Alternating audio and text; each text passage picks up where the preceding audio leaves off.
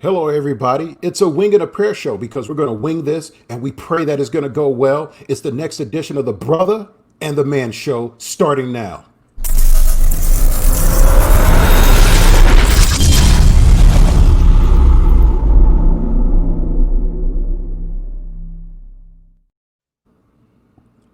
And here we are. What the hell are we doing? What's All up, right. man? Hey, brother, how are you doing? You know, it occurs to Terrible. me, given this crappy software that we're using to get season one off the ground, not knowing what we're talking about, that the show is called Brother and the Man, but because I produce and start the show, it's always the man and brother on the screen. And I don't know how to flip that. I always have to be on the left. No matter what I do, I can't seem to put you on the left. So maybe you'll have to host the next one, set it up, and then you could be on the left, or I don't know, maybe they'll improve the software. But I know that's kind of jacked up because I'm on the right, you're on the left, and that couldn't be more opposite. yeah, no, you are. See, I don't like the term Oreo, but it's highly insulting and inappropriate. But you are more conservative than I am. I don't know. I find many African Americans to be more conservative outside of the political argument than what I am. So I think you're Republican. You're right of I'm me. I'm very socially liberal though, so that's the thing. So, Well, so am your I. party got to get their stuff under control. Not my party. Cheers. Not my party. So let's see. We got a special show tonight because we're doing it later than we Yes. wanted. We're doing it totally on the fly. Cuff. We That's know what right. our topics are, but we haven't discussed them. There's no script. Wing it. But that's fine because it'll be a good show. And we're recording it late on a Friday. So we're going to possibly go long. We're going to possibly cut it short. We want to go to bed on time, but maybe hell, we don't have to wake up in the morning. So we will see. We're doing this totally on the fly. But Right. we do have an asset. Do we Yes, want to we talk do. about the asset? Let's bring in the asset. Okay, bring in the ass. There's the ass. How's it going? How you doing, ass? I'm doing great. Do I need to change my name? I can make that happen. No, that's fine. You can be sorry, bro. So sorry, bro. So if you ever listened to the number one, a technical disclaimer. In my opinion, the audio from episode 5, the last episode, was very good if you were Pierre. It was very poor if you were me. So I've adjusted my audio and I'm going to try to speak closer to the microphone, be more articulate, and a little louder. Are you going to in do my your voice. Barry White voice like you try to do sometimes? I'm going to do my Barry White. No, I don't do good Barry White. My audio processing is turned back on, so hopefully the software will help me now that I solved my syncing issue.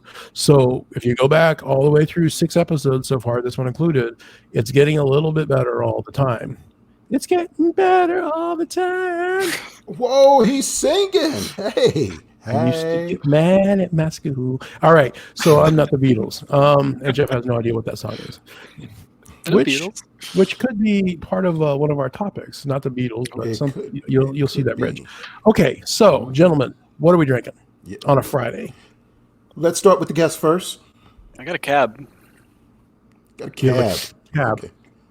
Is that one of my cabs that I made for you? No, those are long gone. Those are long. Oh, sure. Did you drink the Pinot Noir? I don't think I've had Pinot yet. I will. I would love to. I've given you Pinot Noir Oh. before. Every time I talk to you about wine, you go, "I'll try Well, Pinot Noir." it's and probably Christmas.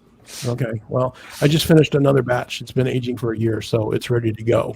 Sounds good. I make wine, ladies and gentlemen, Brigadoon Wine. You should look at the website, except it's down. I'm lazy. Okay. You can find me on Facebook, though.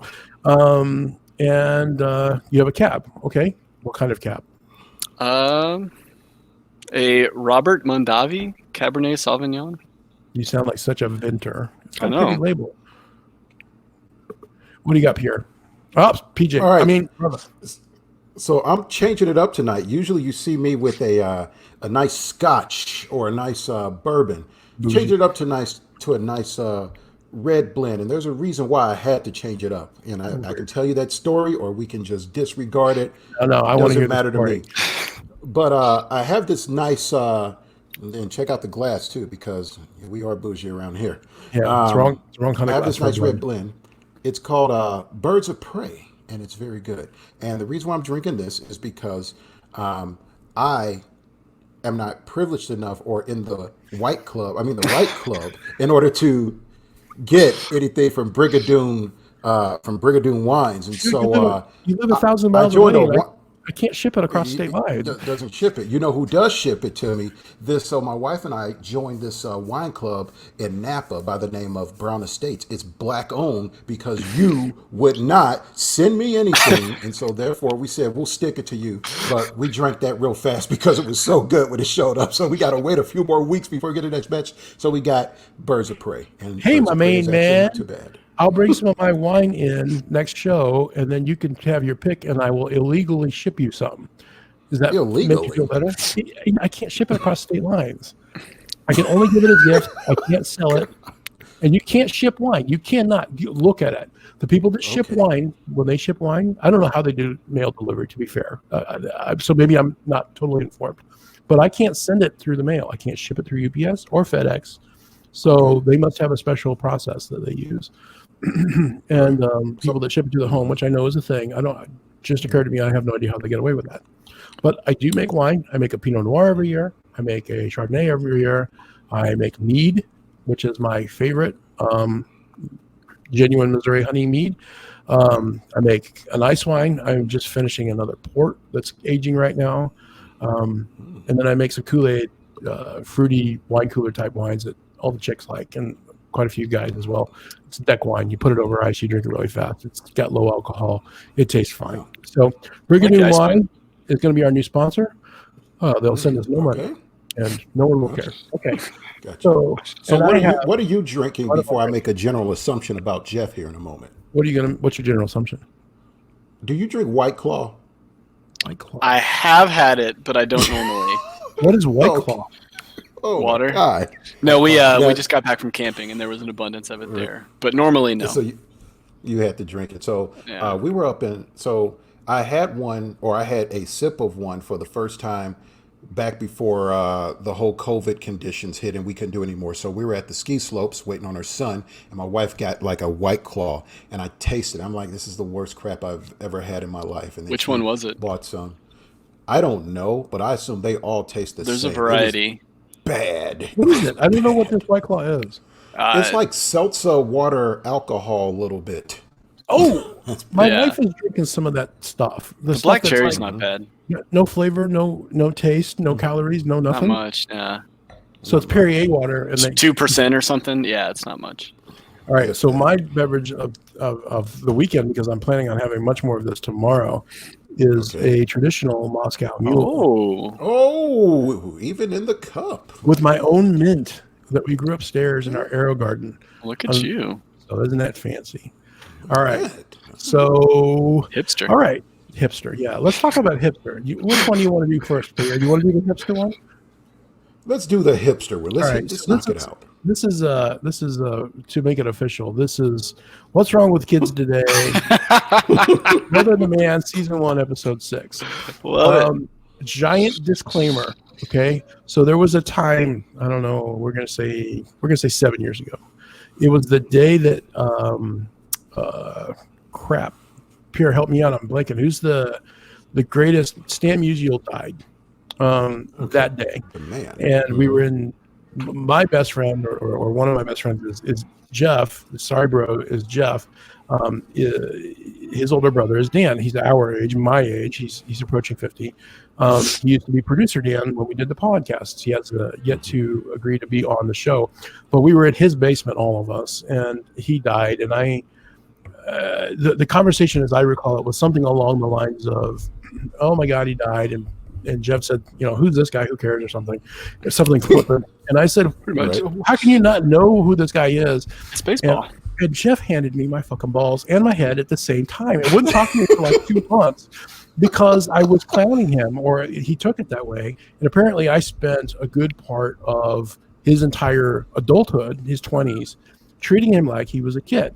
So I was very careful. I've been extremely careful not to try to do that ever since, even though as I'm approaching 48, I think I'm in my 30s. And when he's approaching, you're over 30 now, 31, right? yeah. Right. But he's always going to be 12 in my mind, right? Yeah. So it's hard for me to, I want him to be the little kid, but he's old enough. He's got children of his own. he's old enough to theoretically have kids approaching high school, and yet I can't. It's hard for me to not think of him as the high school kid. So this is not the disclaimer. The reason I tell that story is this is not intended to make fun of you. Oh, that's okay. Me in my early 20s was not the best place either. So that was probably part of it. But anyway, I have great respect for what you're doing, and you're going to end up better than what I am. So you've got a better path. Proud of you for sure. Having watched you growing up. But we continue to do the age thing because on Twitter you have a tendency to call me a boomer, even though I'm only 38. Okay, and I keep unintentionally lumping you in with the kids that are 18 and 25. And I know you're only a little older than some of that, but there's a difference, which you're very quick to point out, especially when things are getting a little, okay, the jokes are over, calm the fuck down, so I get that. But we're going to talk about this. We're going to talk about also a the self-loathing millennial, so there's that. So let's talk about, because it's interesting to me, and I kind of want to talk about this. And so as we bring guests on, one of the things that we've talked about wanting to do is make sure that we cater to the guests and any angles that they can cover that we generally couldn't as well without them, right? So you being a younger generation, you're 31, I'm 48, Pierre's in his early 40s, mid 40s. So, we cover a 15-year gap. Aren't you? How old are you? Say it. You're 43. 39. You're not 39. Fuck you. Dude, I'm 39. Yes. So is Mike John. 39. All right. So my birthday is August 22nd. 40, man. You'll be 40. I did not know that. You'll be 50 because that's what you just did. Hey, right. I did this. I thought you were older than that, but that's fine. It speaks to, you're 10 years older than him and I'm about 8 years older than you. So very good. We're covering 20 years between the three of us. Let's talk about what do we talk about? Let's talk about the boomers versus the millennials. Or is it the boomers versus the millennials? Is it Gen X? Is it Gen Z versus the millennials? What's going on with the Hey Boomer movement, which started about a year ago? Speak to us about that. At this point, it really is a joke. It's just poking the bear. But no, I think there's just... So it's more, I think, my generation versus my dad's generation, which he's in his 60s now. Yep. I think it's pre-internet versus post-internet, which, as you tend to point out, you kind of fall right in the middle of that because you were around when all that was starting up, but you were also around a little before it. Exactly. Right. So I think that's the big split, is just because the world changed so much when everyone could talk to everybody. Right. I'd really beyond that, I don't really know that I've got a lot of details on it. But let's take a step back then. Okay, let's talk about the stereotypical. So we're not going to explore any new territory that anybody that's awake may already know. We're not going to invent anything or uncover anything new. But let's talk about the stereotypical perspective from the outside looking in of the millennial generation, right? So 5-10 years ago, before Gen Z really came online, millennials were the joke. And we think about millennials as being hipsters. And they still are. Okay. So, Civil War beards and long hair on the men and wanting everything for free, wanting the government to pay for everything. So very quick to be socialist in that sense. Having their hands out. Why aren't they promoted in the first 6 months of their new job? Not willing to work hard, not tolerant of any kind of hate, I guess is a good word, or socially, politically perceived hate, maybe, because it's not always even legitimate. Well, that's part of it. So do you affinicize yourself? Do you identify as a stereotypical millennial? How do you feel about them? I try not to. I'm not a big fan, to be honest. Man, I'm trying to think even how to describe it. You're on the spot. Yeah, I think so. I think a lot of it was the majority of millennials never really had to work for anything because we grew up in a time where we were in pretty good shape. So everything was, it was the participation trophy era. Like literally everyone was handed something and most of them never had to work for it. Sports, I think, took a massive downturn because of that. Like people weren't trying because they were going to get a trophy anyway. I know a lot of the people I grew up with were like that, and drove me crazy to no end, especially in team sports. But I think it's the biggest thing. They never had to work, so now they're getting to a point where they need to work, and they don't want to because, like you said, they've always been handed things, and they just want it to keep going. Okay, so the takeaway is, and brother, you could jump in anytime. The takeaway is the takeaway is that most of you guys aren't really like that. It is a stereotype, but there are plenty of real world examples that seem to really fit that. Yeah. So if that is the case, so most of you guys do work hard. You've got to. I mean, you work hard. You pull cable for a living. You're literally blue collar. From a certain perspective. In a white collar industry. I will say this. Yeah. I will say this. What also happened, you brought up something that made me think about it. I made jokes about it, but this is a real thing now. Not only was everybody getting a participation trophy, hell, every month a kid was graduating from something. It was like, I graduated from preschool. I graduated from first grade. I graduated from toilet training. Like, it was like ridiculous. And the next thing I knew, hell, dogs got hit with it as well because they were walking around in caps and gowns also. I will say this. I don't think, and this is me coming from a corporate perspective and what my experience has been from working with some millennials and also actually hiring some. I have some on my team right now as well. It's not that millennials don't work hard. Millennials work hard. What I have found that I don't think older generations like is the fact that millennials can make up their mind and leave a situation if it's not to their liking. Whereas you're told, older generation, hey, stick that out because of this, this, and this. Millennials will leave it and not necessarily have a plan and just say, this is going to work out for me. And it's perceived as not being tough-minded or something along those lines. And so very good workers, but easily swayed is what I think, what I see in the corporate world. I've got a theory on that too. So, especially in the area I grew up in, everyone was on their computer every day. That was just what you did. Mm-hmm. When you're behind a keyboard, if there's any kind of confrontation, just unfriend, click, whatever, MySpace, whatever the thing was, there was never a reason to work your way through a confrontation. It was always just move on to the next thing. So I absolutely know what you're talking about. I agree with both of you. I think that when my interactions with millennials, which I do a lot on the side, there's definitely a difference in the motivation, right? So we pursue the American dream, the long-term payoff. Theoretically, if we work hard, we'll get ahead, we'll get a raise eventually, we'll get more money eventually, we'll move up eventually, and you have to grind. And when you get smacked in the nose by your boss or a situation, you make a stupid mistake, which I do, on a regular basis still. I'm very human. That you take your lumps and you roll with it. And I think the millennials, at least by and far, even the good ones, even the ones that work hard, show up for work, get it, come to the job, they're not motivated by the paycheck. They're not motivated by the long game. They want to hear praise. They want to collaborate more. They want that interaction and that recognition. And like Pierre said, they're willing to, move on if they're not, if this is not working out in the first year, as opposed to we might stick with it for 3 or 4 years. They have no problem jumping ship. Their world doesn't perceive a long-term loyalty. There's no pensions in their world. There may not be any Social Security in their world. So why the hell should I not get what I'm getting? And if it's a I don't care about the paycheck.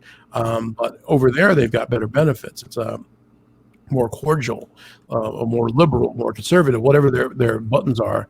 They'll go jump in a different pond because the water's cleaner, clearer, fresher.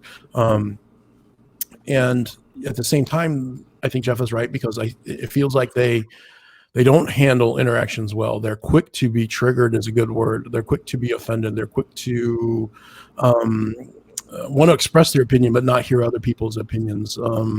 I think that's the biggest turnoff for people that are young when I have to deal with them in many cases. They're so passionate, and that's a good and bad thing. They're passionate. They react passionately. That's not always a good thing. They're feelers, as my boss would say. And I find that built into their generation. Again, I'm painting with broad strokes here. I think you're absolutely right, though. Yeah. So let's talk about, okay, we've defined what we think millennials are, and we've defined the fact that Jeff is not very typical of that stereotype. Let's talk about millennials versus, because one of the things that I think is on the internet is millennials versus your generation, people younger than me and Pierre, versus the generation older than me and Pierre, right? So you versus my mom and your dad, leaving us out of it. We grew up in the 80s. We inherited the same thing, It's not us, right? We get a pass for the most part. But what's the perspective of you guys? What's your beef with? Because there's a legitimate beef. Oh, yeah. What's your beef with the 70-year-olds of the world? Honestly, it's gotten to the point, aside from specific beefs, like, so me and Dad, we just, anything political, we just don't talk about it. Like, it got to the point where we just literally can't talk to each other, and I hate that. But so clarify for me, is your dad still a Trump fan? Or not so much that he's a Trump fan. He's a Republican, so he's going to vote Republican. Doesn't matter who's there. That's what he's going to do. Okay. And I think that's the main thing. Is there's no, at least personally, especially the last year or so, I try to be more in the middle. And it seems like with that generation, it's either one side or the other. There is no middle ground. And if you don't agree with them, then you're an idiot. And that's the majority of the conversations I mean, granted, I don't hang around with a lot of 70-year-olds I'm not related to, but that's the majority of the interactions I've had have been like that. It's either you agree or you're a moron. Well, Jeff was at this morning at 10 o'clock. Yeah. It's interesting you say that. And so just to clarify, I was joking earlier. I'll be 45 years old in 2 weeks or something like that. Right. But as a Generation X person, and my sister, she's a few years older than you, Jeff. I first saw it manifest with her and my father. My mother kind of stays out of the political realm. My father, we are having some serious... We got to get your dad on this show. No, we don't. Yeah, we did. With this last week. Mr. Robinson, send me a message. I'm on the Facebook. show. We'll get you on the show. But so what we've seen is, and so he's one of the baby boomers, is what it is. And it manifests with my sister, and I see it starting to manifest with me. And the reason why I say that, and it struck a chord with what you said, Jeff, is kind of like one of those things where it's like, either you agree with me or you're an idiot, right? Now, I'm a world-traveled man. I've probably traveled more around the world with my father. I know I've been more places, and that's not a slight at him. He was in the Marines. I was in the Air Force. So you can see kind of like us being diametrically opposed right there, which is okay. I'm okay with differences of opinion. But when it starts to become a point where it's like, well, I'm older than you, so listen, blah, blah, blah. Well, hell, I'm 45 years old now. So, this isn't 15-year-old Pierre anymore. This is 45-year-old Pierre. And I've got a perspective as well. So, that doesn't come down to anything. I'm willing to listen to your side of the argument, and I can pick and choose what I want from there. But what I find with the baby boomers that I have dealt with is they're not trying to hear any side of your argument or your perspective. And it's like, bam, that's it. And I can see that being the crux of a lot of disagreements between that generation and generations before them. So I think that you're actually describing something that I think is interesting. I think that Generation Y, the millennials, are very quick to dismiss anyone who doesn't agree with them, right? But I think that's also true of the baby boomers. And you have the baby boomers who have the money, who are in control of society. They control all the big businesses and the property and the real estate. Taken as a general thing, most of the one percenters are not that old, but as a class, they are on top. They may be the last generation that did better than their parents. I don't know that we're going to do better than our parents, and I don't know that Jeff's going to do better than us. So that's a little bit disappointing. And so to look at that and go that we were sold a bill of goods and you guys are holding all the money and you won't do anything and you're blocking everything that we want to do, like gun control or socialized medicine or whatever, concepts that the younger people have, and they just say no and they vote. And they're conservative, if that's what we want to call conservative, and they don't want to hear anything that you guys have got to say. And at the same time, you don't want to hear anything that they've got to say. I'm using you too much, the they versus they, but you get my point. Yeah. Then you've got two people with their fingers in their ears and their mouths on full blast and their eyes closed, screaming at each other. and we just sit back and go to work and actually run the show. It's interesting. I find it very interesting. So the other dynamic that I thought was interesting that is new to me, and Jeff has helped point this out to me, and I'm only just seeing this on Twitter literally in the last 6 months, is Generation Y, the millennials, versus Gen Z, right? Mm-hmm. So the example that I would pull out that came out on Twitter about a month ago was, and this is a side conversation for a future show, but it is something. I grew up, went to college and moved into the real world and had a job. And then something phenomenal came out into popular culture that from after my time. It's Harry Potter, right? So Harry Potter was a book, and then a whole series of books. And then now it's movies. And now they've got Harry Potter Land, and there's Harry Potter spinoff, and there's more Harry Potter this and Harry Potter crap that. And Jeff is a big Harry Potter fan, as is his sister, I think. I think they're fine. I've read a few of the books. Wait, Kristen? Oh, yeah. Yeah, Kristen. So I've done some reading of the books with my daughter, and they're fine. They're great. I don't get the thing, but that's fine. Kids your age shouldn't be getting Star Wars as much as my generation got Star Wars. I'm rambling. My point is that recently the author of Harry Potter, help me with the name, J.K. Rowling. J.K. Rowling has come out and said some things that the Generation Z people, the people younger than you, are ready to execute her. And as a spin-off of that, we'll talk about that separately. That's gender discussion that she's having with the entire world. The spin-off of that is that apparently Generation Z ain't all that about Harry Potter. Harry Potter's for the old people, you guys, the 30-year-old. Oh, yeah. So I'm busy playing Animal Crossing. Yeah, and TikTok. Yeah. It's funny that you say. It's funny you say Animal Crossing. My wife just bought that, or just got it today, and so she's been playing that. And then Ethan's been fighting her about it, though. Anybody who's playing Animal Crossing, we gave up playing it. We're so bored with it. But if you want to come to the island, we've got a well-developed island. You can get the fruit, you can get the flowers, and we're ready to go. So let me know offline, and we'll get you set up, whether it's here or Jeff or anybody else who's out there. Just give me. I'll pass on the information because I know nothing about this game. You're gonna love it. Oh yeah. I just know they were fighting each other about it for a little bit.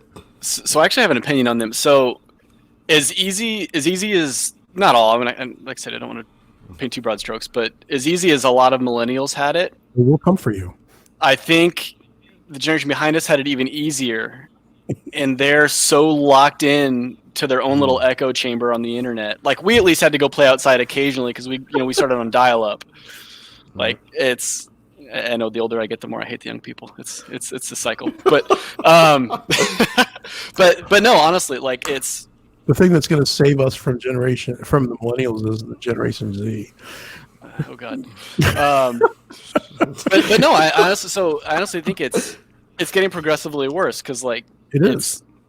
And I don't know, short of putting a timer on every computer that you have to log off for 2 hours a day. I don't know what the fix is because I just don't see it getting any better. So to me, that's all I know is this. I don't know what generation my son is, but if he's any indication of it, we're all in trouble. I don't think there are hard lines because Jeff is quick to point out that that's, I'll say millennials this, and he'll say, that's not me, dude. That's, I'm. See, a lot of times it is us, though. Generation Z people are 24, and I'm 31. And I'm like, that's not that fucking big of a difference. And from my perspective, with an open mind, and I'm only 15 years older than you, you guys look very similar to me. And I know that they're still developing. We don't know what they're going to actually end up looking like. So that was what I was going to say is from me, sorry, I didn't mean to cut you off, but from even just within the last couple of years, like I would say 27 to 30 is probably the most growth I've had into normalizing a little bit. Like my early 20s, I was a douche. That's where the sorry bro comes from. Like I was not a good person, and I did a lot of stupid. I mean, I wasn't bad, but I just did a lot of dumb things. And you know what it is though? and every generation goes through this. It's no joke. If you are not a Democrat or a liberal when you're 20, you have no heart. And if you're not a Republican by the time you're 45, you have no mind. It's an old joke or variation. Yeah, that's an old saying. I've heard that. Yeah. And the point is look behind you. What do you see? Jeff, turn around and look at what you see. My lizard? No. All right. It's called a house. Oh, you have a mortgage and 2 children. Mm-hmm. This is true. That's why you're conservative, because suddenly you're wondering what you're going to do in 40 years. You're wondering how you're going to pay those bills. You right now literally are ready to go back to school to change your career because you suddenly have material needs. Not wants, that's greed. Needs, that's being a man, and you're trying to figure out how you're going to meet those needs. And the children, people who have a childish mentality is a better way to put that. They live in a world where those things are not real concerns. So you grow out of that, or you turn into a hippie, and most of the, that's why we're disappointed from a certain perspective of all the people who grew up in the 60s and we're going to fix the world and ended up doing more harm than good, because they talked a lot of shit and they made a lot of never trust a hippie. Don't do it. It's legal now. I can tell you a story about a hippie. No, I won't tell you a story. I'll tell you a story offline about a hippie comment that came back to bite me. There you go. Go. I can tell you about some hippies too. Jesus Christ. So I got to. No, I understand what you're saying right there, because I think, Jeff, I was much like you when I was in my I may have been like that well into my 30s before. What really changed me? Like, I went through my midlife crisis early, right? Is number one, and then number two, you actually meet someone that kind of forces you to grow as a person. And I think that's where my mindset started to change, because my wife and I, early in our relationship, before we were even engaged, I mean, we had some knockdown, drag out conversations that, changed her mindset on some things, changed my mindset on some things as well. And so I think part of that happens as well, and that's when things do start to shift for you, when you do meet a person that causes you to grow. And that doesn't necessarily have to be a spouse. It can also be a mentor. It could be anybody that's got some type of great influence on you, to where you start to change your mindset and say, wow, I can't believe I looked at things in that type of way, or like, wow, what was I thinking when I was conducting myself in those type of ways. Career changes can do that. Luckily for me, right about the time that I met my wife, that was right when my career was taken off at the company I work for. And so it was going, and then it just shot up is pretty much what it did. And so, I think those type of factors kind of influence you and change you, and you get even more exposure than what you had before. I've had great exposure hanging out with you all. You guys are my peeps, but you get even more exposure with the folks that you work with, because you get hit with things that you don't expect. And I'm not gonna say any names. I was on a business trip one time. This is I guess about 7 years ago, and right on the trip, a team of us, this person comes out of the closet to me and everything. And it's like, well, I kind of knew that, but at the same time, I wasn't expecting it though. It's one of those things where it's like, holy cow, I wasn't expecting to have that type of conversation. And so those are the things that you end up accounting for as well, like the different walks of life of people and what their stories are. Well, the world will take care of a lot of this for these people and for all of us, right? I mean, we're not the first human beings to walk this earth, and the pattern yet continues over and over again, right? So there's any number of parallels. And I don't want to get gratuitous, and I don't mean to be gratuitous or provocative, but talk about sex. We've all had sex, right? So to think back to Jeff is hoping to think back to the first time. Think back to when it was new to you, right? And how quick you were to be stimulated, right? And then think today, and and the world full of porn on the internet doesn't help, but you become desensitized to it, and your priorities change. Your meaning that how you process the world around you, which has not changed, but how you process it due to experience changes, and that helps inform your priorities. You're less sensitive, you panic less, you have a more experience, you have a longer look, you've failed a few times, so now you know what failure looks like, so you're now cautious to avoid those things. You're not immortal. You're more careful. You don't jump off of bridges on bungee cords because you know you have the opportunity to break your neck, right? Where you didn't think about that when you were 20. There's any number of things that you could talk about like that. And as you get older, you will either modify to match the requirements of the environment around you. That's nature, or it will destroy you, right? So I can name a very close relative who has always had a trouble working. And, when you were 20 and you didn't have any responsibilities, not having any resources to your name was fine because you kind of slid by. But now as we're approaching 50 and he has no resources, he's in a world of hurt. And that's a story that repeats over and over again. So you will adapt. And these kids that are up in Portland or Seattle that are professional protesters, Black Lives Matter, that was our first episode. But at some point, in my opinion, maybe Pierre or Jeff would disagree, at some point, it's not pragmatic anymore. The message has been delivered, and now you're just being civilly not disobedient. You're being criminal. Maybe I'm wrong. Maybe that's a side conversation. But it can be, but not to go to. I'll let you finish. Well, my point is that the kids that are doing that, regardless of whether you agree with what they're doing or not, they clearly have no fucking jobs. So, what are they going to be doing in 20? I'm serious. And that's the relative point is that how can they afford to? And as they get older and they look back on this opportunity, maybe they'll be very proud of what they did. Maybe they will say that was a waste of time. But in either case, I'm positive they'll go, there's no way we can afford to do that now because Junior over in the other room has got to go to ballet practice. So, youth is something. Let's run through that real quick, Pierre, because I bring it up. I don't want to dismiss your thought. Right. Here's where I'm going with it, though.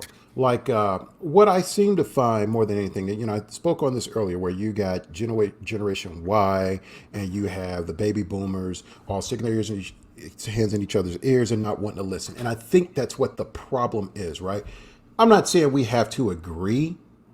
You have protesting that's happening. Is it practical or whatnot? Pragmatic? Who knows? But the bottom line, there is a change that needs to be made, and you're exercising your right as an American, right? The bottom line is, though, we're in this country and we talk about all these different things that the opportunities offer. At some point, you need to start to accept what it is about somebody that you may not like.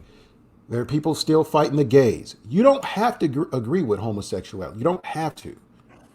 But why are you fighting hard to deny rights and everything, or to make it hard for somebody to live in this country?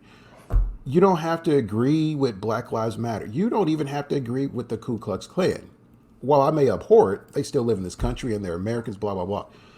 At some point, you have to get to an area in your life as a person. Doesn't matter the generation. And I think that's what the issue is you have to stop minding everybody's business. And that's what you're doing. You're sticking your nose in everybody's business. At some point, you have to accept some things are just going to be how they are. There's good change. Don't get me wrong. Things need to progress. Things need to change.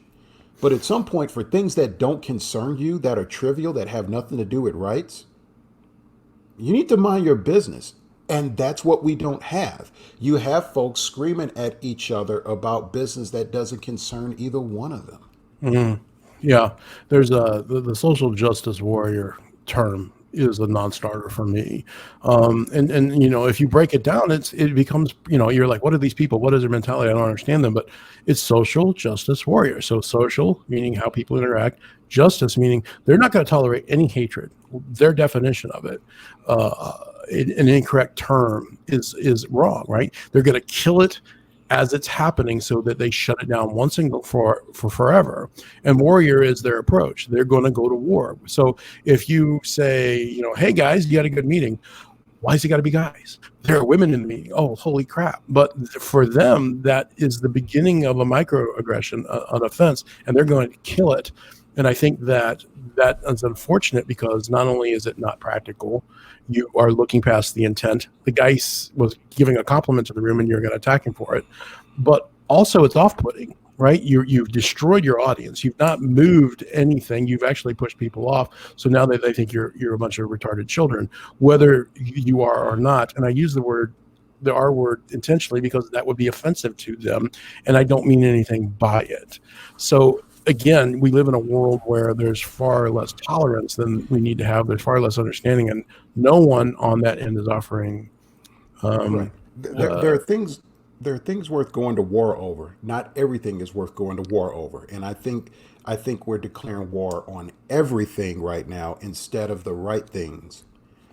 Right. I agree. I agree. And the one thing I really liked you said there was intent. There is no gauge for intent anymore. It's either you're with us or against us. And if you're against us, we're going to kill you. There's no change. There's no, hey, I'm going to learn and grow as a person. Yeah, there's no redemption. You're done. Yeah, exactly. Let's go back to J.K. Rowling. And again, I do want to bring this up on another show, but let's go back to J.K. Rowling just to summarize where she's at, because she was not 10 years ago the poster child for overly tolerance liberal and everything. You know, who is this woman? Oh, Pierre's big on rappers need to shut the fuck up and act and rap, right? So but you know, that they're not experts. Why are they giving us public opinion? But you know, people want to hear it. Okay, whatever. They have a megaphone. But you know, J.K. Rowling is an author. She writes fantasy books, but you know, hey, this character was gay, and hey, what's wrong with that? And she becomes a champion for the LGBTQ plus. The whole Hermione thing when the play came out, you know, she got applauded for all that. Right. I mean, granted, that wasn't her decision, but now she scratch out the T. LGB. I don't know. I can't scratch out the T. Right? Whatever it is. That's my point. That's her, keep up, right? You can't keep up. Well, I don't even know that. She's. What does she say? But that. I know what she said. I know what she. Go ahead. I'm gonna tell you. That's why I'm saying scratch out the T with her. But is she really? She's not against trans people, right? She just. My understanding is that she said that people that I'm going to use the term correctly because I don't want to offend anybody. I have no problem with anybody, but people that were born. Summarize it for me, Pierre. People that were born male have a physical advantage over people who weren't. And yet, if they transition to a female mode, and they're considered female by whoever, and they enter into a position where they're competing in a physical way, that's not fair to other females. Is that incorrect? That's pretty much what it was, and you know, I don't disagree with that. Yeah. There's a specific example of that too. Yeah, I don't necessarily disagree with that either. I don't think she was worth getting killed over, but I don't think she was, because if you are going to take it from a scientific term, and I know science is a dirty word on both sides of the political spectrum, but COVID is real. Being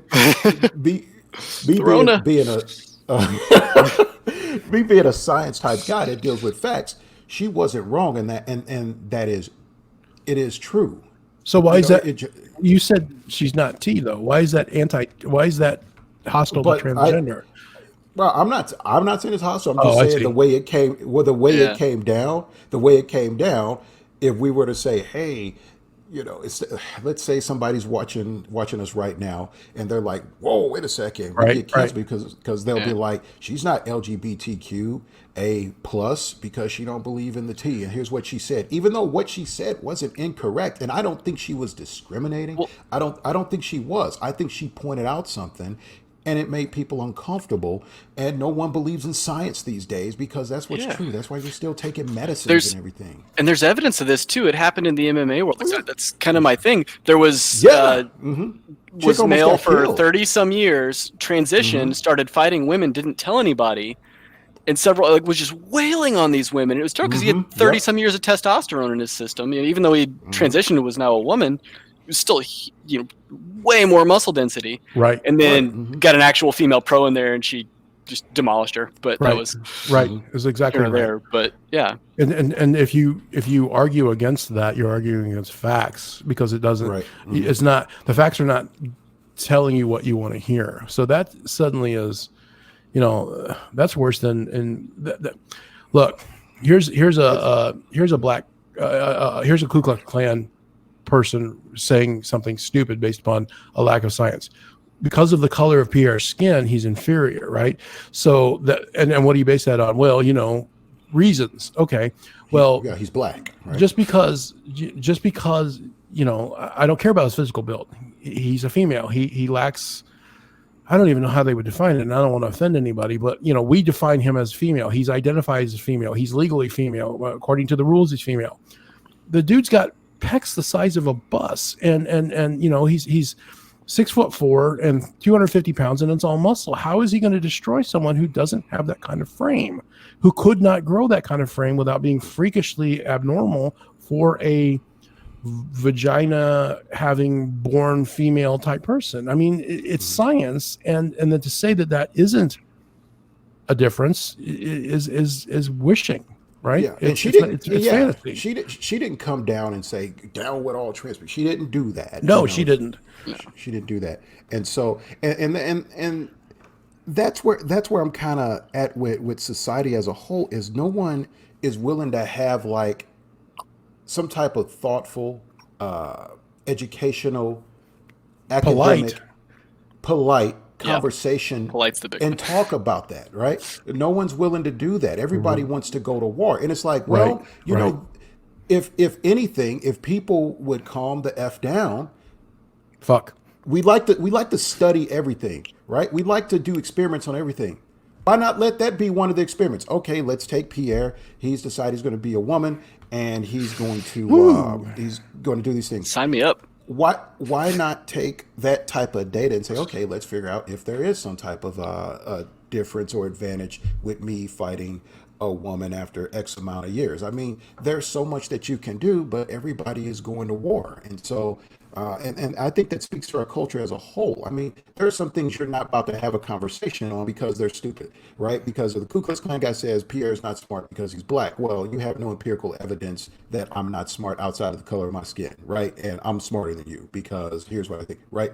So those are the type of conversations you don't entertain. You know, if she had come out and was like, gosh, disgusting trans people, blah blah blah, then yeah, you know, you should get rid of her and cancel her and all that stuff.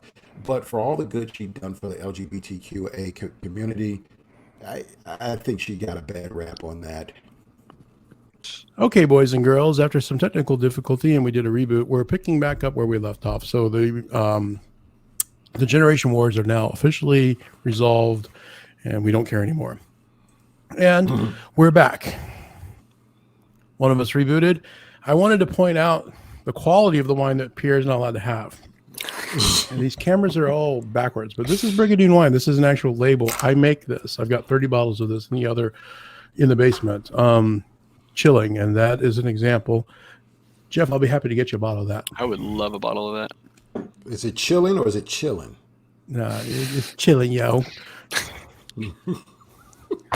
All right, so let's move on to a different topic, because minus the cut, which I will do, we're an hour into this and we've covered one topic. It's great, it's fun, and as Jeff mentioned, while you were rebooting, he's enjoying the conversation because we haven't been able to do this because COVID, right? Which isn't a thing according to conservatives, depending on who you talk to.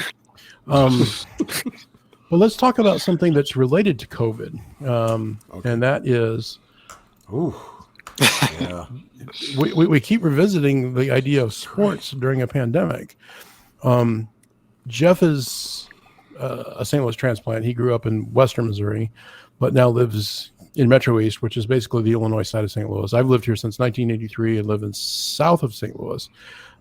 Pierre's actually the only person that's from St. Louis but moved away, so he's in Denver. But we all have strong St. Louis ties. His family's still here, and that makes us all, to one degree or another, fans of the Cardinals and the Blues, and previously the Rams.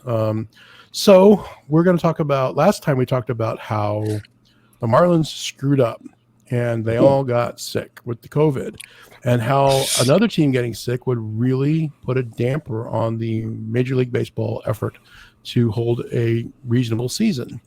And now our Cardinals are the second team. And why is it every time something bad happens, St. Louis is in the crosshairs half the time?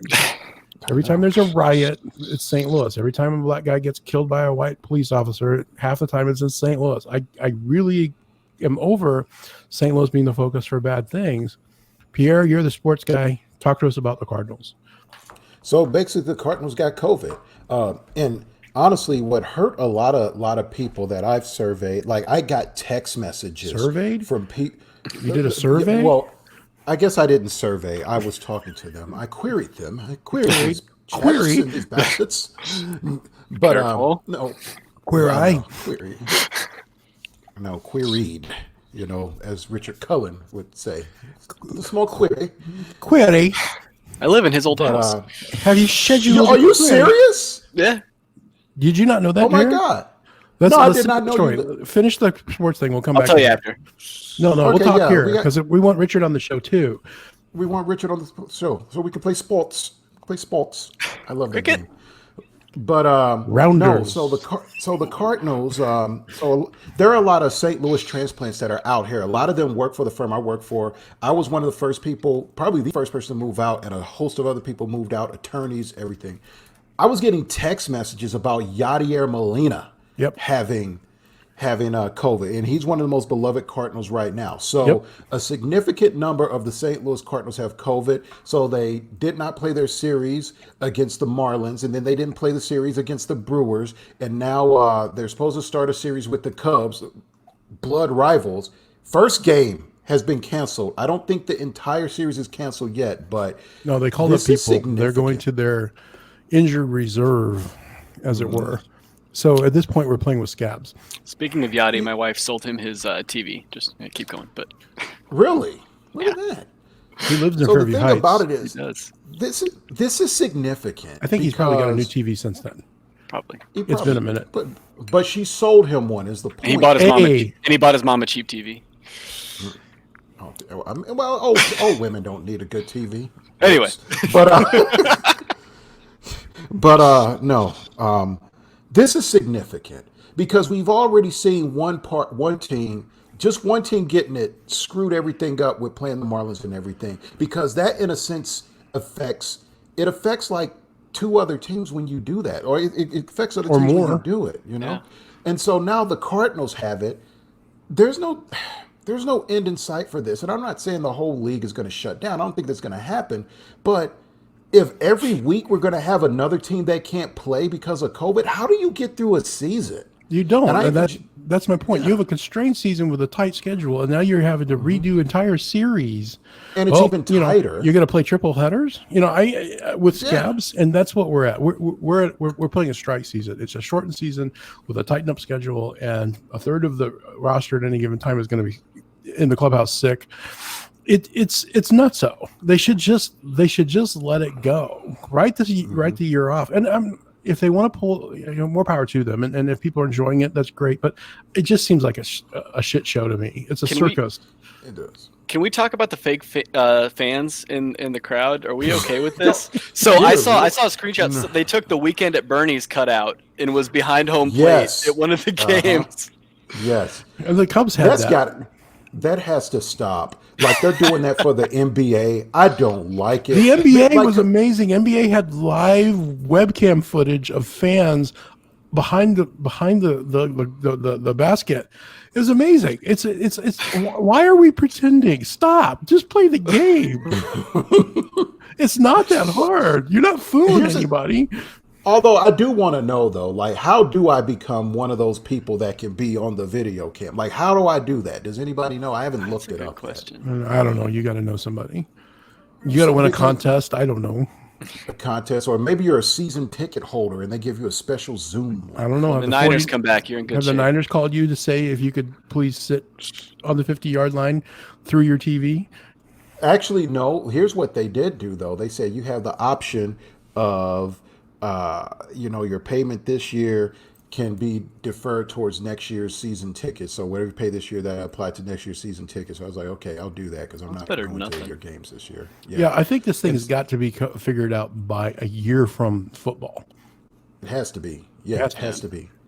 But this is terrible news for the Cardinals. And I just read right before we started to broadcast, so I didn't get a chance to read the story, but it said that because of COVID-19 and the games that they've missed, the Cardinals are now about to have one of the most challenging schedules in the history of freaking sports. It doesn't. It's not real. Right. It's not real. The Blues won the Stanley Cup last year, and they were in first place going into COVID, right? So now they're playing in a round-robin tournament. They have a team that's sick, that is way out of practice, and they're losing their butt in a round-robin. Nobody cares. It doesn't count. The Blues won the last ever Stanley Cup. They are the forever champions. And whoever does win Champions this year's forever. Stanley Cup is going to have a giant asterisk next to it. Absolutely. And that's I think so. And I think it should be that way sorry for the basketball fans out there. I know some people have said things like, no, they shouldn't have an asterisk no. This doesn't feel real. The NBA, baseball, hockey, it doesn't feel real. And not just because there was a season interruption. This is gimmicky. It is. It's a novelty, and I hate novelty. Novelty is stupid, right? So you come up with a new technology, The Matrix, great movie. In its time, it doesn't age well, but it's a great movie at its time. And innovative camera work, right? Great, wonderful. Yeah. Mm-hmm. Bullet time. So many movies for the next 2 years had to have bullet time because, it's a novelty and it doesn't serve a purpose. And it's the same thing with sports right now. Inception. There's some what? Inception. Inception was a good movie. That's great. Inception is a good movie. Inception made Doctor Strange. Watch yourself. Doctor Strange. No, you're right. Your point is very valid. I thought you were clowning. Doctor Strange, bad. Doctor Strange. It serves its purpose. First time was okay. Anyway, sorry, I interrupted. My bad. So, I guess my point is, and I don't hold it against Major League Baseball. Let's think about this, right? School has started in some places throughout the country. My daughter's school will start on August 26th, and we came to the very difficult decision. She's going into middle school, her very first middle school experience. She's going into the 6th grade. She was going to be, she's in advanced classes, and she was going to be in a dedicated advanced program, not a Mickey Mouse one.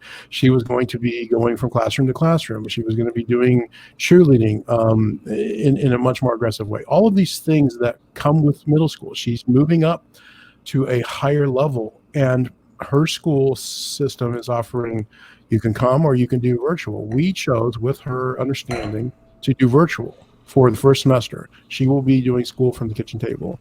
And she's going to miss out on some things, and there's going to be some difficult transition. And when she goes back, she's going to be an outsider looking in.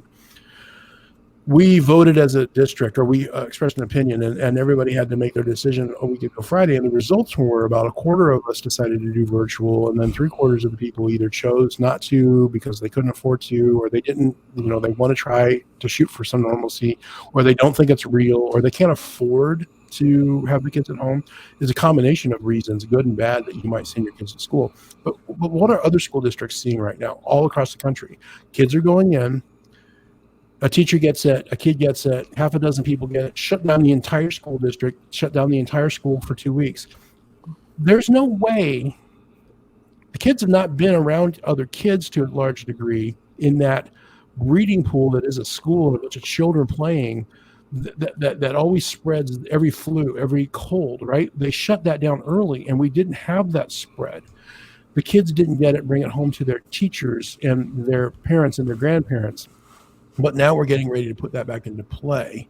And as soon as we did it, as soon as Indiana or Texas or wherever it is that they have schools coming online, and immediately in Georgia, there's schools that are shutting down. That's the same thing with the MLB. These guys can't not get it. Somebody gets it. One guy goes to the bar that night because he wanted to get a drink. He can't sleep. He doesn't think it's real. He doesn't care. And he gets it from the waitress, the bellboy, whoever. He gives it to everybody in the clubhouse, and the team is shutting down. There's no way not to get this if you're going to be interacting in this way. So the idea that you're going to have a whole season of sports times 30 teams, 32 teams, and not get it, I don't understand how that's going to work. And I don't understand how people think they're going to pull it off either. And here's the thing about it. I will give the NBA this. When they said bubble, they put everybody that was invited to the bubble into this, whatever the hell it is, some compound, some gigantic military. I don't know. It's Disney World. It's in Disney World, but it's like, no, you get what I'm saying though. Like, here's this area where you can and can't go. And I think where baseball was doomed to fail from the very beginning is you were still going to have to travel to some type of extent instead of keeping people in one particular area. And that's what you have. And that's what the NFL is going to battle, because they're still going to try to say, hey, let's hold this stuff inside of our home stadiums. And when you do that, somebody's going to get COVID, and then it's going to spread, and then you're not going to make any progress. It's just this thing with baseball. I still feel they're going to have to shut it down. I really do. I agree. Yeah. They'll never finish. You mentioned the NBA. Wasn't there something recently? A player went to go home to a funeral or something like that, and there were videos of him at a strip club or something like that, and then he ended up catching it. Correct. Lou Williams. I thought he didn't catch. That's probably where I heard it from. He didn't catch it. It's just that the NBA is like mandatory. Like, okay, you do some bullshit like that, quarantine. I don't care what you like. 10 days, stay the hell away from everybody. And if you break that, we're going to keep adding on. And I will give the NBA credit that they were able to do this. And part of it works because you're only, I think at any given time, it's only 12 players on a bench. The staffs aren't that big, right? And so that's easy to contain. Football can never do a bubble. Nope, no way. I don't see it. You'll never convince me that a bubble will work. It won't. Yes, exactly. It's got too many people. So the NBA is more contained. Golf, I mean, it's a singular sport anyway. That's okay. Tennis, I was very disappointed in Novak Djokovic because that should be a sport in which that you should be able to socially distance properly. And then somehow during an exhibition tournament, him, his wife, and a whole slew of players that played in this exhibition all got COVID and everything because he was... Not only is Novak Djokovic one of those guys who's like, well, maybe COVID's not bad. He's an anti-vaxxer and is like, look at that. And we were talking about started on those folks during the reboot break that, Jeff pointed out that maybe we can use COVID as a means to clear out some of the dead wood that is. It's the purge. Yeah, the anti-vaxxers. If you're an anti-vaxxer, I got no benefit for you because your perspective on not needing a vaccine endangers me and my family. So I don't like that. It's the reason why we wiped out polio, people. Just saying. Yeah. To their credit, so I lump sports into three categories. The NHL and the NBA are trying to play in a bubble, right? They're going to go to a campus. They're going to play their games. They're going to lock everything down. They're going to crank out a result, and then they're going to see what happens after that. So they're doing it. Golf, PGA, NASCAR, they can kind of do their thing because it's outside and people are generally distanced, and it's not a touchy-feely sport. It's not very kinetic. But baseball, you're up close, and you're traveling, right? And football, like you said, I haven't got a clue.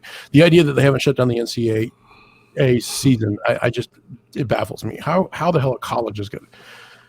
I saw some of the schedules today from Mizzou, and it's just like I can't believe you're even trying to do this. But right, you're still traveling. It's like, come on, people. Well, and look at the demographic. Like, you got college kids, football players. Like, the amount of people and frat parties they're not gonna go in a bubble. There's no way.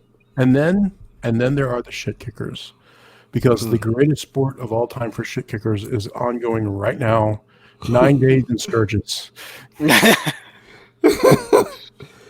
Someday I'm gonna have to get on my soapbox about the UFC going on right now, but I'll save that for another episode. So to their credit, though, Major League Baseball has reacted to the Cardinals situation, and they've posted some new rules that they're proposing, and if they're agreed to, they're going to try to do what I'm calling a traveling bubble, but they're going to require masks for everywhere, all players, all staff, all the time, unless you're on the field and a player. That includes coaches on the field, everybody in the dugout, all the referees and umpires. Everybody's going to have to be wearing a mask, and you're going to have to wear a mask to and from your room and blah, blah, blah. Players at home are now prohibited from going to bars, balls, large gatherings. Basically, the Cardinals traveling party was in the neighborhood of 57 or 58 players. That's about to change. They're being required to travel with minimal people. Do you really need a first base coach? Those kinds of questions are being asked. They have to have an outside meeting place. All teams will have to provide a canopied meeting place outside where it's safer. They're going to have an officer that's watching the team. You're going to go to and from your room. If you leave your room without telling your officer and getting permission, he's going to shoot you. It's the draconic traveling rule. And it still ain't going to work. They're trying, but I keep hearing on Facebook when we talk about the school situation, the comment that I see on a regular basis says, my kids need some normalcy. I agree. We all need some normalcy. I want to go to a barbecue. I want to go to a restaurant. My wife is getting her MBA on Sunday. She's going to finish her master's degree, and I can't take her out for dinner. I can't take her over to her friend's house. I can't do anything other than say congratulations and I cooked you a steak, because COVID is not allowing normalcy. So the idea that they're going to have normalcy is you're wishing. You're wishing up a pole. I think the idea of normalcy right now has to shift. Like, no, it's not. Well, the new normal is exactly. Normal 6 months ago isn't going to be normal now. Right. It's not the same. This is the new normal, and people need to get with that fact. If they want the old normal, they need to get with what the new normal is right now, and we can change back. I mean, there's nothing that says we can't get there change eventually. back. We'll get there. Right. But it's not. But it's like I'm tired of these selfish ass people. I'm tired of these uneducated, ignorant fools that want to go on about rights or want to go. I need normalcy in my kids. What's best for your kids is for them to be safe. Look, I don't like it any more than anyone else, but I'm not sending my kid out into that shit until I know for a fact 100% that it's safe to do so. So I have a question about that. So had the message, which again, this kind of goes to the top. If we had better leadership, it might be a different situation. But had the message been we should wear a mask instead of you have to wear a mask, do you think there would be any difference, especially if it came from the president? No. You don't think it'd be a different situation? Okay, I'm fine with that. It's a legitimate question. Trump did not create this crowd. This crowd created Trump. Well, no, and I agree with that. I'm just saying, but if the message from the top hadn't been you have to, it's we really should. Nope. Do you think all the rights arguments would go away if it was we should do this? There's no bully pulpit. This group is leading from the bottom. This is a mob. He is riding the mob. He knows what to tell them, and he tells them what they want to hear, and that is Trump. So no, there's zero chance. The people that don't want to wear a mask are the same people that say America and want their freedom. We fetishize liberty and individualism to the point where anything that is an organized effort to please do this way is taken as an assault. And so the idea of putting a mask on is a non-starter for 30% of the people. And so what makes me think of this is there's the whole this is an offshoot, but the whole Rogan group or friends have separate podcasts. One of them I was listening to, Brian Callen, his issue with it was when they told him you have to do this. That was when he said no. It wasn't that he had an issue with wearing a mask. It was when they told him you have to do this. That was when he got on his soapbox and started going crazy. It's a fair point. Legally speaking, the government has no right to tell us to wear masks. Yeah. But is that really the hill we want to die on? It shouldn't be. No. And I'm with you on this. For my daughter and Pierre's father and your dad, right? Yeah. People that are my fat ass are going to get sick and not do well with it, right? So the mask is not to keep me from getting it. If I cover up my mouth and breathe through a piece of filter, it's not going to stop very much. Well, what it will stop is me breathing it out and giving it to you. Exactly. Right? Yeah. So if you wear a mask, it helps me. So be considerate of your neighbors. And the fact that, no, I'm not doing that. I can't be bothered. It's not healthy. I read some science, carbon dioxide, whatever fucked up reason you've got. Wear your goddamn mask. Look, we don't leave this house. We get groceries delivered. We have we are what is it? The privilege, white privilege. I have the privilege of having my groceries delivered. We tip well. We get food delivered or we go pick it up. We do that to try to support the local businesses, the restaurants. And we go to and from our offices 3 days a week, wearing a mask from the car into the office with the door shut and back and to the bathroom. And we otherwise are distancing. And there are very few exceptions. We have one friend who got it, and we have hung out with him a couple times, and that's changed based on the idea that he could get it again. So now that we're not doing that, we have another couple that we know are distancing, and we are letting the kids play. One friend, and that's a gamble for the sake of normalcy. But for the most part, we're playing it safe, and we've not been impacted. And you go to Quick Trip and you get your gas at a distance, and you watch the front door, and you watch 40 people come and go through that door in 3 minutes, and half of them aren't wearing masks. That's the group that I'm afraid of, and I'm going to stay away from. Because I don't want to get it. I agree. Makes sense. And we're much like you are too. That's the same way that we've handled it. And it's been good for us. Does it suck? Yeah. I mean, you get cabin fever. My wife gets mad every now and then. I do too. It's frustrating. It is. but you have to do it for the greater good, not for yourself, not only for yourself, your family, and other people, because you don't know who you're going to come in contact with. And this is how you know that. My father and I, we did have this discussion, and we both agree on this. That's why, to bring in a movie reference, if a meteor is going to hit the Earth, I wouldn't tell these jackasses in this country. Why would you tell them? No. Let it fucking hit. That's what I would do. Yeah. I don't know. Go to your shelter, or you're going to die from the meteor. You can't tell me go to shelter. Do you really want to live There after you go. meteor hits? Honestly, if it's gonna be that bad, I'm gonna go I out and don't watch know. it Beat come the down. hell out of each other for toilet paper. Yeah, I'm Okay? gonna go outside and Come watch on. it I come down. saw. That's how I want to go anyway. Just hit me, meteor. I said this to my wife about a month ago. I made this comment, right? So in the 80s, during the Cold War, there were a lot of movies that were about after the bomb, getting ready for the bomb, right? And everybody had bomb shelters. We've got enough food and water for 9 months, and we can process air and recycle water, and we have a chemical toilet. We can go down in this little room, the four of us, 20 by 30, full of shelves of canned food, and we can just live down here for 9 months, and then we'll see what happens after that. Okay, I've been locked in this fucking house with that woman and that little girl that I love to death for 4 months, and I'm about done, right? And I'm 8 months of this. So how the hell would you want to live after the bomb? You're going to go in a room 30 by 30 and eat canned beans for 6 months and then be like, now we're good. Let's see what's outside. No, this is not that bad, and yet it's really bad. So I can't imagine what living through the war would be like, whatever that war is. So no, I'm good with that. Now, let's talk about someone who is having a very bad week, and then we'll expand on this because it opens up a whole area that not a lot of professional people probably, right? We talk about politics and we talk about sports, but we're going to talk about the other side of the coin because we've also talked about comic books. Let's talk about this guy and go to an area where at least Pierre and I have some thoughts. I don't know to what degree Jeff is up to speed, but Vince is having a very bad week. And we're talking about Vince McMahon, the owner, CEO, and president of World Wrestling Entertainment. Mr. Brass Balls. Yeah.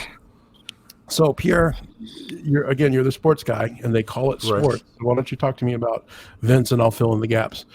All right. So Vince is having a bad week. Before I get to the big obvious, number one, Raw is shitty to say the least. Actually, his whole product outside of NXT and a couple of stars, and I'll get on them. NXT is okay, but it's getting beaten the ratings by AEW, the upstart competition. Yes. Raw is terrible outside of Sasha Banks and Bailey, who are carrying the goddamn company right now on both shows. Yeah, I agree. Fist bump up here. Come on. There you go.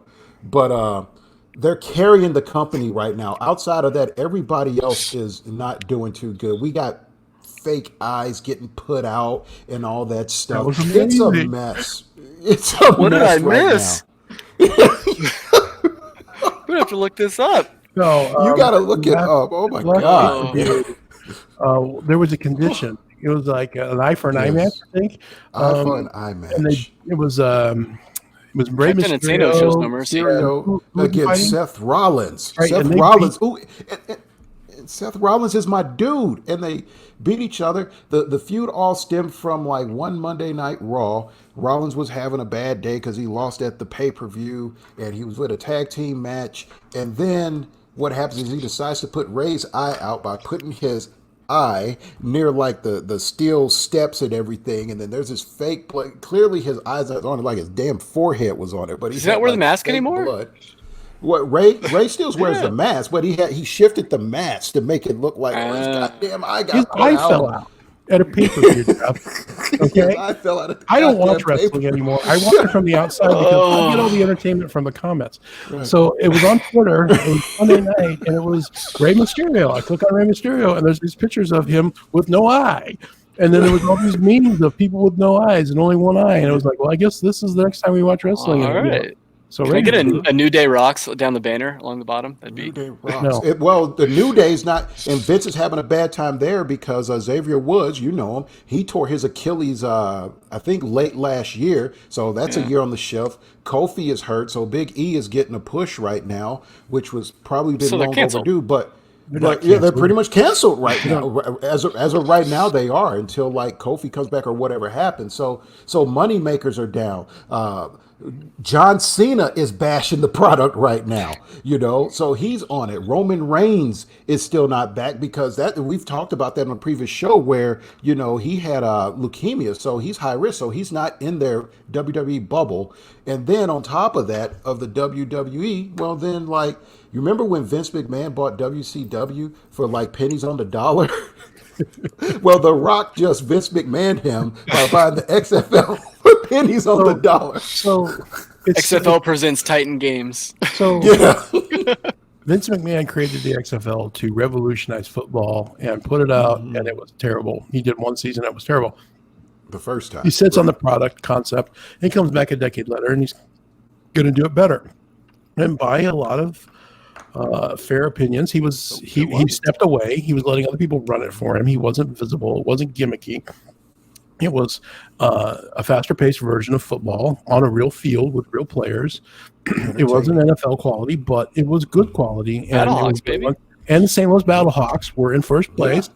And then COVID came and shut down the season. He had no choice, and they weren't planning on being revenue positive for 3 years. He's only halfway through the first year, so boom. Now the XFL is going away. They declare bankruptcy. He gives in. He throws the towel. They are literally an hour from bankruptcy court, I believe, on Wednesday. And The Rock comes in with some partners and is like, "I'll buy this for $1.5 million or whatever the hell it was." $1 million. So he spent $15 million, which is less than the payroll of some of the teams, and he owns the XFL. What he ever does with it, I don't know, but it is funny. If there is any person that could save the XFL and possibly save the world, it's Dwayne. I would put it on Dwayne Johnson. I don't think he's going to do anything gimmicky like that, though. I think that Dwayne "The Rock" Johnson has moved into entrepreneurial mode. I think he's going to sit on the product, and he's going to sit on it. He's going to wait for COVID to be over, and he's going to bring it out version 3.0. The interest is there now. The infrastructure is there. The concepts are there. All he has to do is rehydrate it, get some backers. He's going to call people he knows, and he's going to put out a new product, and it's going to be amazing. And Vince McMahon is going to be beating the shit out of himself because he's like, what's with my bad luck? Well, Vince, you made your own bad luck. In case you don't know, Jeff, I hate Vince McMahon. Well, if he would have not brought in old man Ric Flair during COVID, it's his own fault. It's karma. I'm done. Yeah. I didn't know you hated Vince McMahon. Go all the way back. Okay, here's Andy's history with wrestling. Okay, I watched it.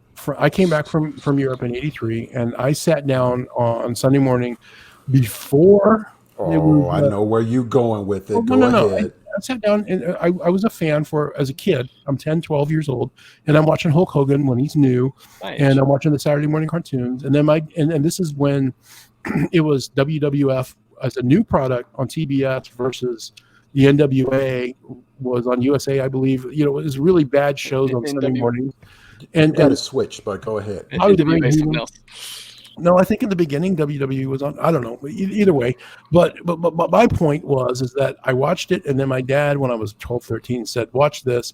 And it was the NWA clip show that was on Sunday mornings, and they showed during the credits they had a montage of previous matches, and there was a scene. I don't know who the talent was. There was a scene where I call it a scene because it was a scene where the guy was getting jumped on from turnbuckles. So somebody climbed to the turnbuckle and turned around and did a frog splash on the guy, and he wasn't in the right position. So while the guy's climbing the turnbuckle, he pushes himself into the middle of the ring, and they have it on the credits. They didn't even edit the credits to not show the fake. My dad said this is fake. I said it's not. He said, watch this scene. We replayed it a couple times on the VCR, and I walked away from wrestling. So I was early on a cynic, and then when I was in my early 20s, I was flipping through TNT, I believe, and I saw Hulk Hogan with the black beard, and that was the NWO. And that in and of itself, the idea of Hulk Hogan as a bad guy brought me in.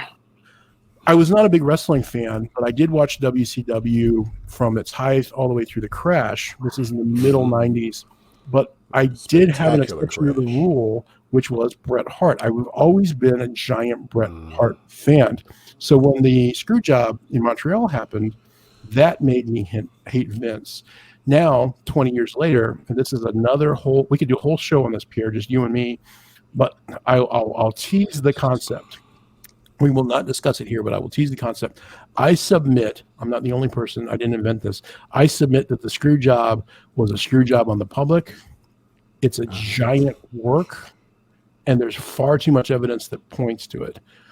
And we'll without discussing it, Scott Hall says the same thing. I know. Scott Hall's amazing. I wish he had no, seriously. I really like the guy. He had a good look. He had a good gimmick. He's a smart guy. I just wish he hadn't done substance abuse. I wish he'd led a cleaner life. We would have got a better product and more of it over time. I'd love to do a wrestling show where we could, just an aside, just to talk about like guys that I think should have been main event / champions to carry the company. I'd love to do that type of show. Yeah, that's amazing. Booker T. Well, Booker T had his time. King Booker. The he also robbed the gas stations. The problem with Booker T is that he didn't get an opportunity early enough. Yeah. So by the time he did get an opportunity, he didn't have much of a career left. Booker T's an amazing talent, and his brother's great too. And that's something else I lament is that Stevie Ray. Stevie Ray's all right. He's okay, but Booker. And then that spinning axe kick. Why the black? It's kind of like. It's kind of like no, it's not. He wasn't the best. You know how some tag teams have the talent, like the Rockers with Shawn Michaels and Marty Jannetty, who just admitted to murdering somebody. Jeff, have you ever watched? If I was going to give you something, I'm going to give you something to watch. Go on YouTube. Go on YouTube and watch Shawn Michaels. If you ever turned me on to Shawn Michaels, I never watched Shawn Michaels. I remember Shawn Michaels is one of the greatest ring people I've ever seen. Oh, absolutely. Mm-hmm. He's not The Rock, but he's probably physically better than The Rock.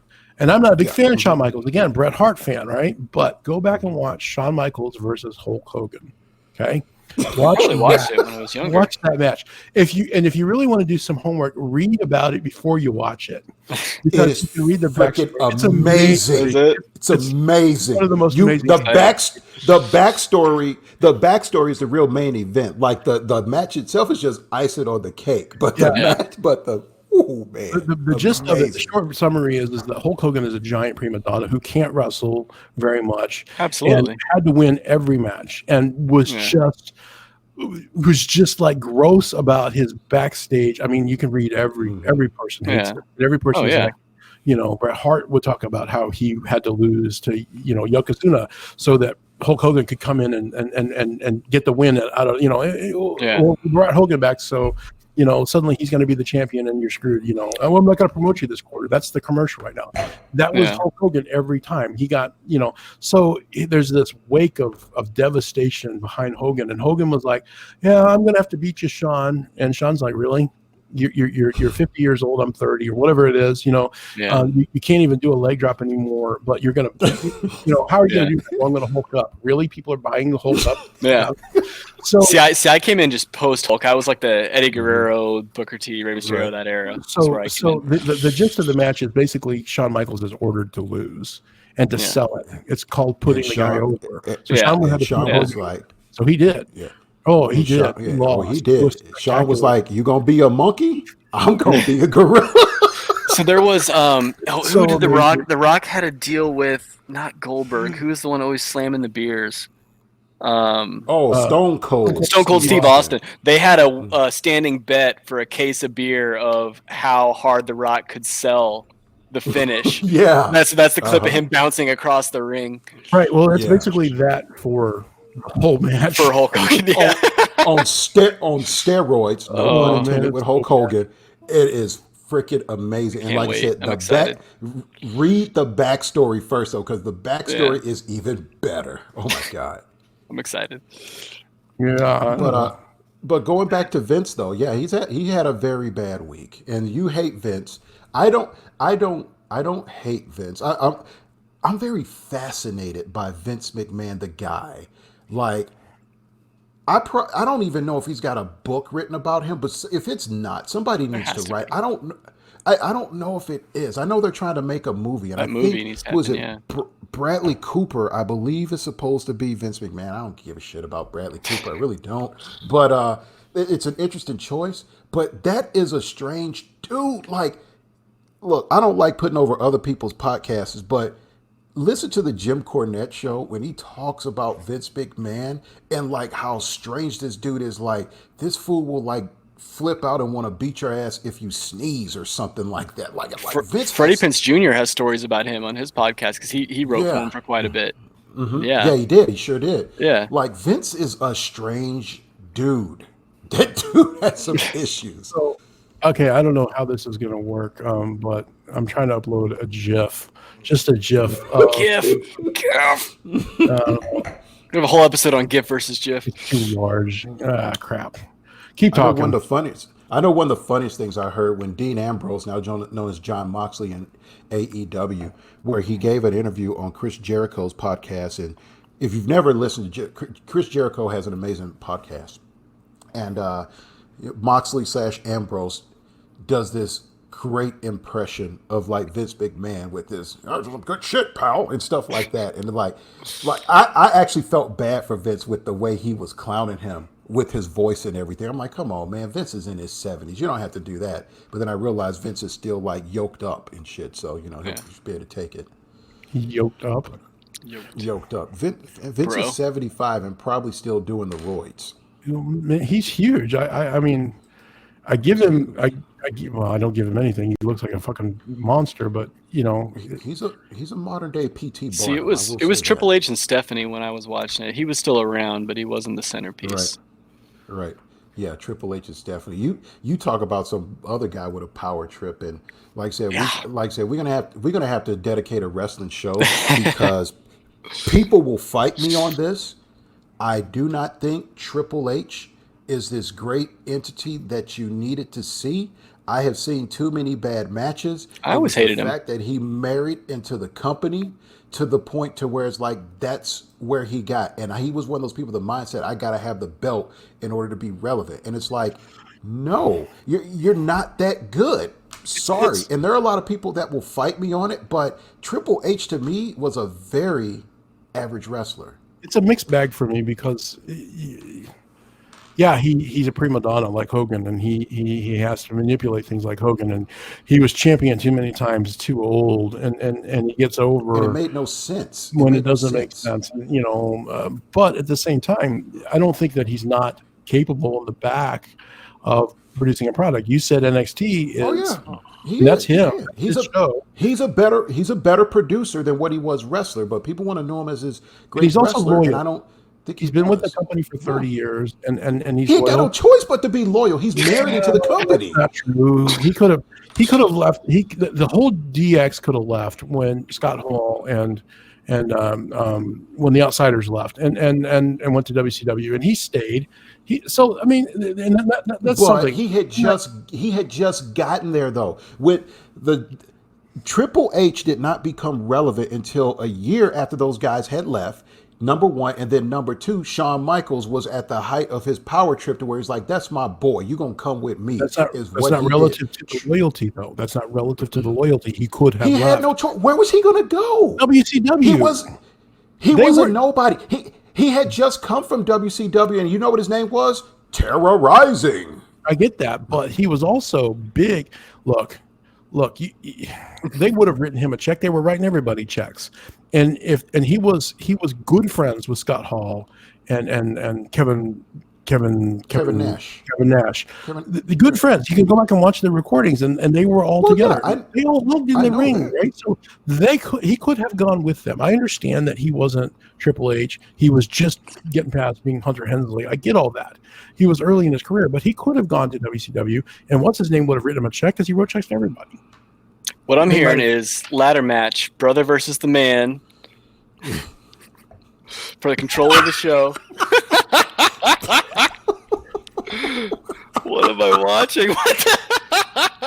That's Sean acting a fool during that match. He's supposed to take it to the turnbuckle and stagger. So what he does is he jumps on the low turnbuckle and flips halfway across the ring. The whole match is like that.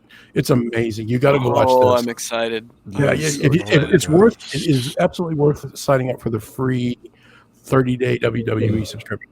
Watch that match. Or you could use mine if you want to. Watch the screw job. There's about a dozen matches we could point out that are just worth an evening's entertainment. That is the greatest, hands down. Sorry for the poor jib quality. All right, we're not going to close the show arguing about whether Hunter Hensley is a shitty person or only an okay person. Well, let's talk about. I'm talking about wrestler. I don't give a shit about him as a person. I'm talking about wrestler. Don't get upset. It's angry. Don't get upset. Don't. RBF? Really? All right. Actually, so what is it? RHAF, wrestling asshole face. Okay. So it's late. We've been doing this for going on 2 hours, and so one thing we haven't done. Let's go for 3. We talked about on the 4th of July show. I have my wheel of misfortune, whatever we're going to call it, and we're supposed to spin that and make that one of our topics. But yet we have yet to populate the damn thing. So we're going to do that between now and the next show. That's your homework, Pierre. Okay. We're also. Talked about the hated and the sainted, but we haven't done anything with that. So I think we have some candidates. And so we should put a name. We'll put it on a list. At the beginning of season 2, the very first episode, we will revisit the list and we will vote them in or out. Again, the hated are people that we feel are piss poor people and that we don't like, and we don't want to hear anybody propping them up. If you are a fan of Mr. X and we hate Mr. X and you're coming at us serious, like as a guest, we will do you the courtesy of debating it or at least respecting your opinion and try to avoid offending you by saying Mr. X sucks, depending on who it is and depending on your take. We have the ability to be courteous, but generally speaking, we're going to put people on this list that we despise, Pierre and I, and we're going to take that general approach. But the sainted is the opposite. These are people that we hold in high regard as a group. These have to be people that have contributed significantly to the world, at least in our opinion. We want to put them on there. And then we're going to, again, in both cases, sit on these people for the better part of a season and then consider them after some time has passed. Because the list from the podcasts from 8 years ago, was a little too long and a little too reactionary. Hey, this guy was great this week. Let's put him on the sainted. So we want to keep the list very short and very profound.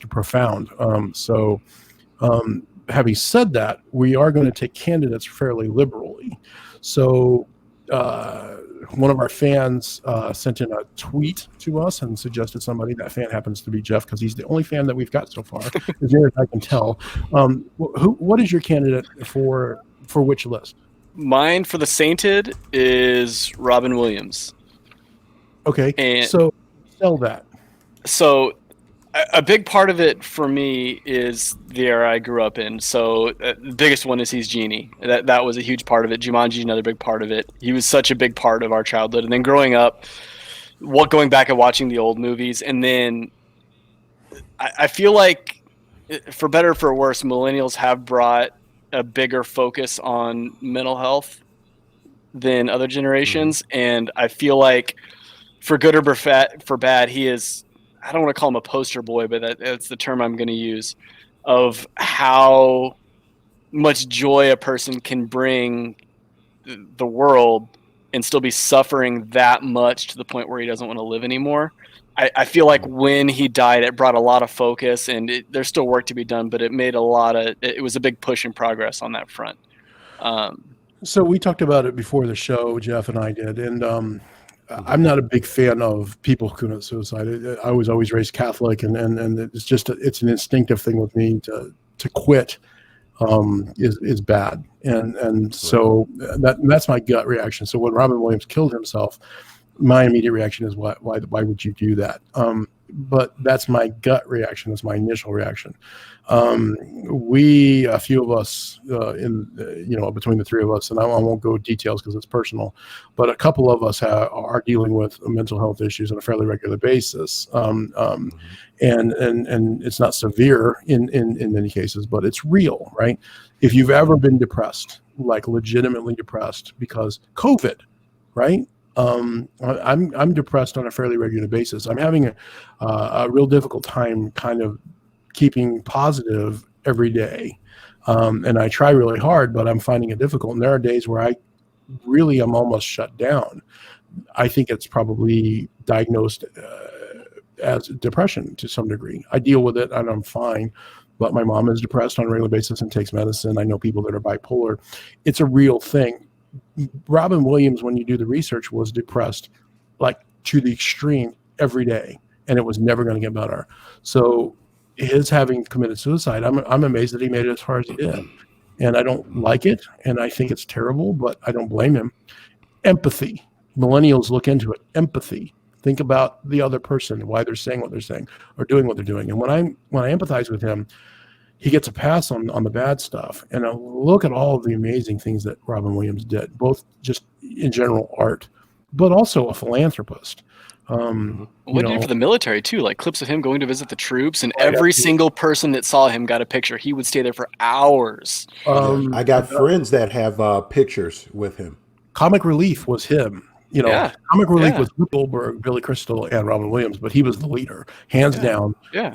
And brilliant.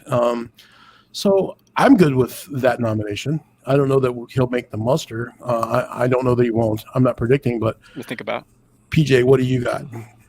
No, for me, I loved everything Robin Williams ever did. I'm just going to be honest about it. Like all his movies, what he was as a person, especially what I heard from my buddies, like close friends that actually met him. And what you just said, they can back up. Like, he would stay for hours to just make sure he took a picture with everyone. So for me, no, I didn't like that he killed himself, but I understood the depression where it's like, man, I feel I was gutted that day that they said he killed himself, because in order for him to be that depressed to where he didn't want to live anymore, the gut reaction is like, oh, you shouldn't kill yourself, blah, damn to hell forever, or whatever it is. But it's like, you got to look beyond stuff like that someone was that depressed, but he brought so much to everybody. And so I would am correct good you. with the I would say nomination.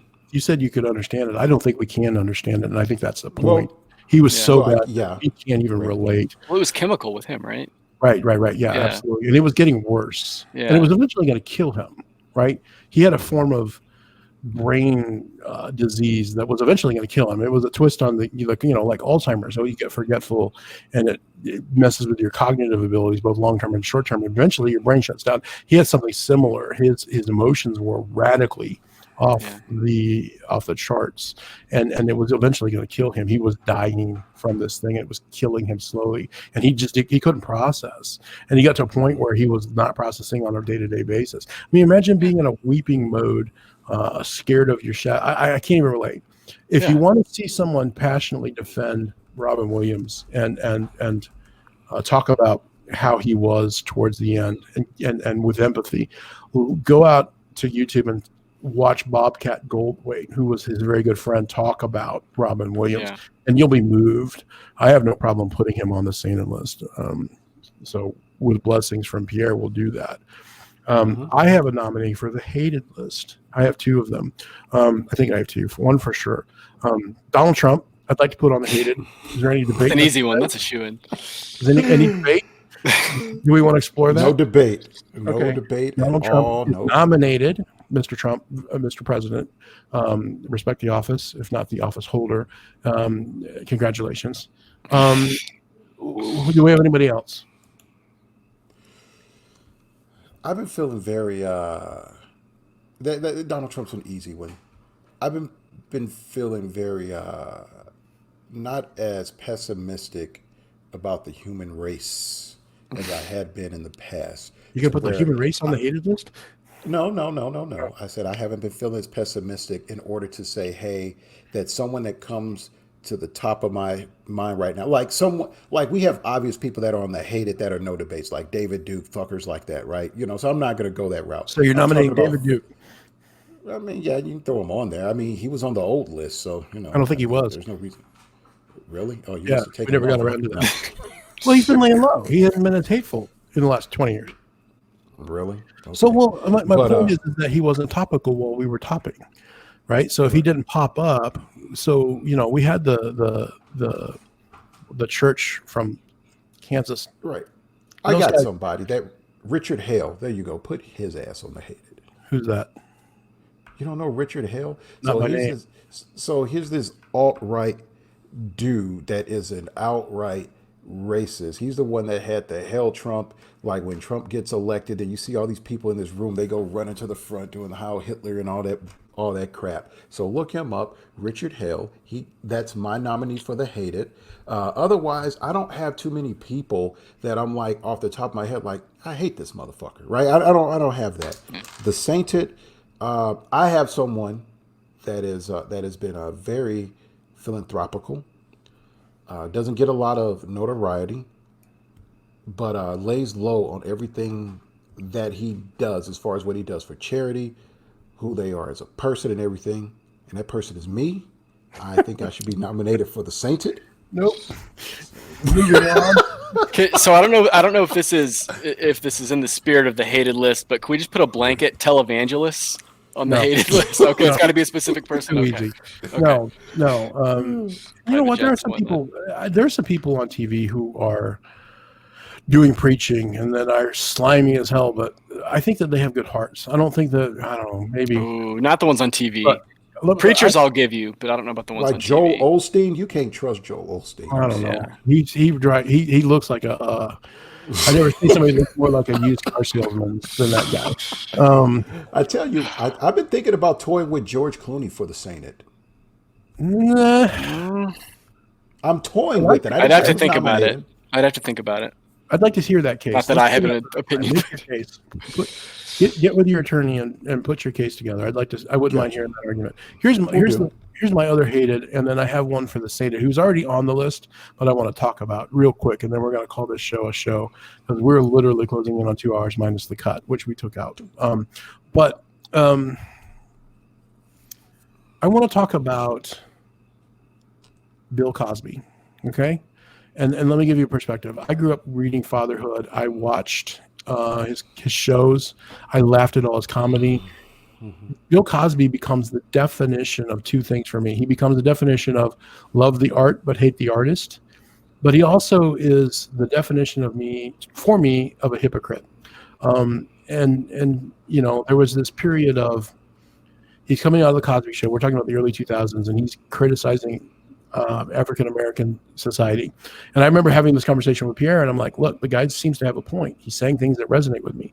That's because I'm a white guy. I can't have the black perspective. You know, pull your pants up, take care of your lawns, try to get along. You know, don't be different for the sake of being different. Those are all things that seem to make sense to me, but I don't have the other perspective. There was a lot of pushback at the time. You know, young African Americans. I don't mean to speak for them, but they pushed back. I remember he was one of the first on the cancel culture. Right. If you think about it, you know, black people have always been the canary in the coal mine as far as like experimental. And if you look back on that back then, he was the first person to get freaking canceled. Yeah, think about it. Him and who was the radio show host that called Nappy Headed Hose or whatever? Don Imus. Don Imus. Well, Don Imus needed to be Michael canceled Kramer. for that. Those three guys were the guys. Michael Kramer. The cancel culture came for them. But they had those other two had legitimate reasons, right? They had legitimate reasons why they got canceled. Bill Cosby got canceled by his own folks because of what he said. They were like, "We're not going to listen to you." They didn't like what he said about us. Right? I was good. It was whether I was correct or not at the time. I was good with it. All right, I could empathize with where he was coming from. Okay, as a conservative person, and then there were, you know, okay, you fast forward now. There are people that are like, oh, he's messing with women. He's using drugs. He's essentially raping them to a certain degree. Nope, I don't believe it. It's a sell job. These women are getting money. Why are they coming late? Why are they with that lawyer, Gloria Albright or whatever her name is? You know, right? So it's suspicious. It stinks. It doesn't look right. And then you start hearing that people, especially after the fact, you know, the Joe Rogans of the world will interview any number of comedians that are like, yeah, we all fucking rumors, you know. Yeah. You know, it was a known thing. Okay, well, how come we didn't know that? Why didn't you say that? Well, the internet wasn't a thing. But at one point, and I don't remember what it was, but a news article came down and he basically said, yeah, I used Quaaludes. But that was the word, Quaaludes. I used Quaaludes on the women to help them relax. This motherfucker was drugging women and raping them. That is gross and offensive, but it is more offensive to me. Maybe this is me being selfish and superficial. The part that really bugs me to this day was he was my guy. I'm a father, and I base everything I do is empathizing how he presented himself as a holier than thou PhD, child psychology, intellectual that was the father of America in the 80s, and this guy was raping fucking women, right? I hate it when people turn me into their con, and that's what he did to the entire of North America. So I want to put Bill Cosby on the hated, not only because of what he did, but the fact that he's the world's greatest hypocrite. And of all of the commandments we have, the one that I hold up the highest is, thou shalt not be a hypocrite. He's horrible. I hope he dies in prison. I was his biggest defender right up to the point where I lost him. And when I see someone like, I can't think of his name. I'm blanking. I'm tired and I'm drinking too many of these things. Oh Christ, who's the black comedian from Kansas City that I can't think of his name. I can hear him. I can see him. I just can't think of his name. Eddie Griffin? Eddie Griffin calls him Dr. Cosby and defends him, and it pisses me off. I saw him on a VOD TV interview defending him, and I get it. You should be loyal, and I guess everybody can have an opinion. You don't believe that he did it, then you should defend the guy. But man, it pisses me off when Bill Cosby's held up to any kind of high standard or philanthropy. Fuck him. Right. Well, the interesting thing about him, too, is if you would ask that same question even, I don't know, 5 years ago, maybe 10, I don't remember exactly when all this started, but he could have been a nomination for the Sainted List. Like, it's such a fall from grace. And that's my point. Yeah. Right. And it makes it even worse. So, yeah, he's on the hated list. Anybody going to argue that? I you know what? I can't argue. My wife and I have had that conversation about Bill Cosby and what he did. And the amazing thing, my wife knows the story in and out. You know, as an attorney, they read everything. And the crazy thing about it was he was drugging and raping women that had already consented to have sex with him or already had a sexual relationship with him. So it made no sense. And I actually dug deeper on that to where I was like, I think the reason that was happening, where women are like knocked out and stuff, I think it was somebody. I'm going to get myself in trouble with this, but I think there was somebody else in the room, especially at the time that it was taboo. And I think the reason why he was drugging and raping women is because his wife was part of it as well. Camille? And, Camille. It would explain why she stayed around. Mm-hmm. That's been my theory. It just, that's the only reason I can think of. Like, why would you drug and rape someone that's already consented to being with you or has been carrying on with you like that? That never made any sense to me. So for me, again, when I'm defending you and you ultimately prove that I was incorrect to defend you, then I turn on you. I hate you. And it's not about me, obviously, but this show is, to a certain degree. Right. It's partially my list. So he is most offensive to me. Again, when there were 6 people accusing him, and now there's 16, but when it turned into 66 and he gave an inch and said, of course I used Quaaludes. We were all using Quaaludes, and I just, it was to help them relax and, pass out, so that while I was pounding them, what the fuck are you talking about, you bastard? Yeah. So, yeah, exactly. And that was exactly my reaction. And I know I sent to Pierre, this motherfucker. It was like, God damn. It's like, any number of people that you were like, you want them to be perfect. It's like when Jesse Jackson admitted he had adultery. And I've been following him. As a conservative, I had this huge respect for Jesse Jackson because he played it honest. He was the one guy on the other side that wasn't a poverty pimp. Well, apparently he was, and he was a hypocrite while doing it. And I hate it. And so, I mean, I'm not ready to put him on the hated. He's done more good than harm. And that, one affair is not an entire lifestyle. And then the fact that he was so two-faced with it, I could carry on and on. Right. And then here's the other thing. And we could talk about this as another show, but there are some people who are black, and there's some people who don't act like they're black. And again, I'm the white guy. Correct me if I overstep, but it's amazing how people, when they suddenly are persona non grata, discover that they're black again, and they play the race card. He's in prison right now, and his attorneys come out and call out well, it's clearly racism that I'm in prison. No, fuck you, dude. And then Michael Jackson did the same thing, whether you think he was getting railroaded or not. But Michael Jackson was not a very we're being oppressed type cheerleader, right up to the point that he was being assaulted by mainstream media because they said he was a sexual predator. And then suddenly he discovered how black he was and held up the race card. That's a conversation that I've had in my household in St. Louis plenty of times, because that is a very real thing that you've seen where it's not that black people can't have white friends or anything like that. What ends up happening is the person ends up saying, I'm going to divorce myself from anything black at all. I don't know black people. I don't know your slang. Right. I don't even know the handshake. Right. I don't know none of that. And then the moment my father uses this as a good example is like O.J. Simpson had quote unquote white man status. Right. And then Right. the moment that it was like, yo, you like murdered this chick and her guy and you've been beating her ass all this time. Then at that particular point when it was all coming out, now all of a sudden OJ is a brother and all this stuff. Right. And yeah, the LAPD didn't make it any better, right? I mean, Right, they right, really right, right. didn't. But the bottom line is OJ had spent a lot. He had invested a lot in being like, I'm not about to associate with those black folks. I mean, he did. Right. But no, I totally understand where you're coming from on that. Right. Yeah. The one that I pointed out, and I do this from the white guy perspective. I hope I'm wrong, but the one guy that right now seems to be getting the I hate to use the term. I don't know that this term is acceptable. I hear the term used. If I am overstepping, please let me know and correct me. But the current coon, or the guy that's applied the coonish card right now by some people, seems to be Terry Lewis. Is that term incorrectly used? Terry Crews. The C word, is that word incorrectly used? That's pretty much what it is. Right. So Terry, and the thing about and that right there, that doesn't have anything to do with I guess it does to an extent, depends on the angle and what's been talked about.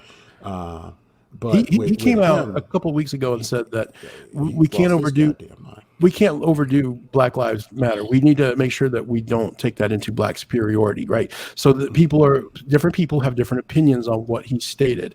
And I don't think right now he is persona non grata, right?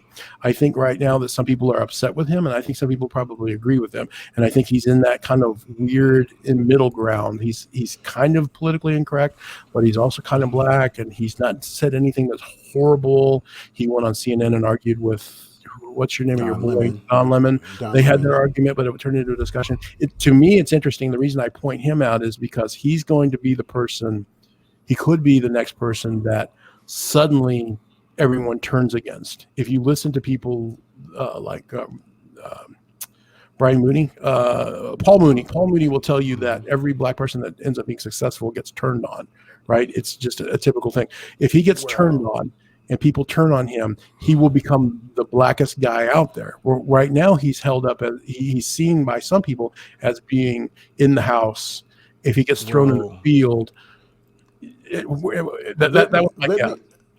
I get what you're saying. Let me tell you about Terry Crews. The issue that I have with Terry Crews, right? Number one, you can't have black supremacy. Black supremacy is all about power in this country, right? That's number one. But let me throw all of that out of the way. Terry Crews was the guy at the height of when Harvey Weinstein versus Bill Cosby, then Harvey Weinstein, and everything came out about him. At the start, Weinstein, whatever his name is, man. So he's a fucking creep. That's the bottom line. Creepstein. Okay. Right? So at the height of all that, Terry Crews comes out and says, well, Me Too ain't just about women, because there was this producer. Now, keep in mind, this Terry Crews, be careful, yoked up and everything. Be careful. Got muscles on top of muscles. I'm gonna be careful. You're gonna. There's nothing to be careful about. I'm not gonna cross the line.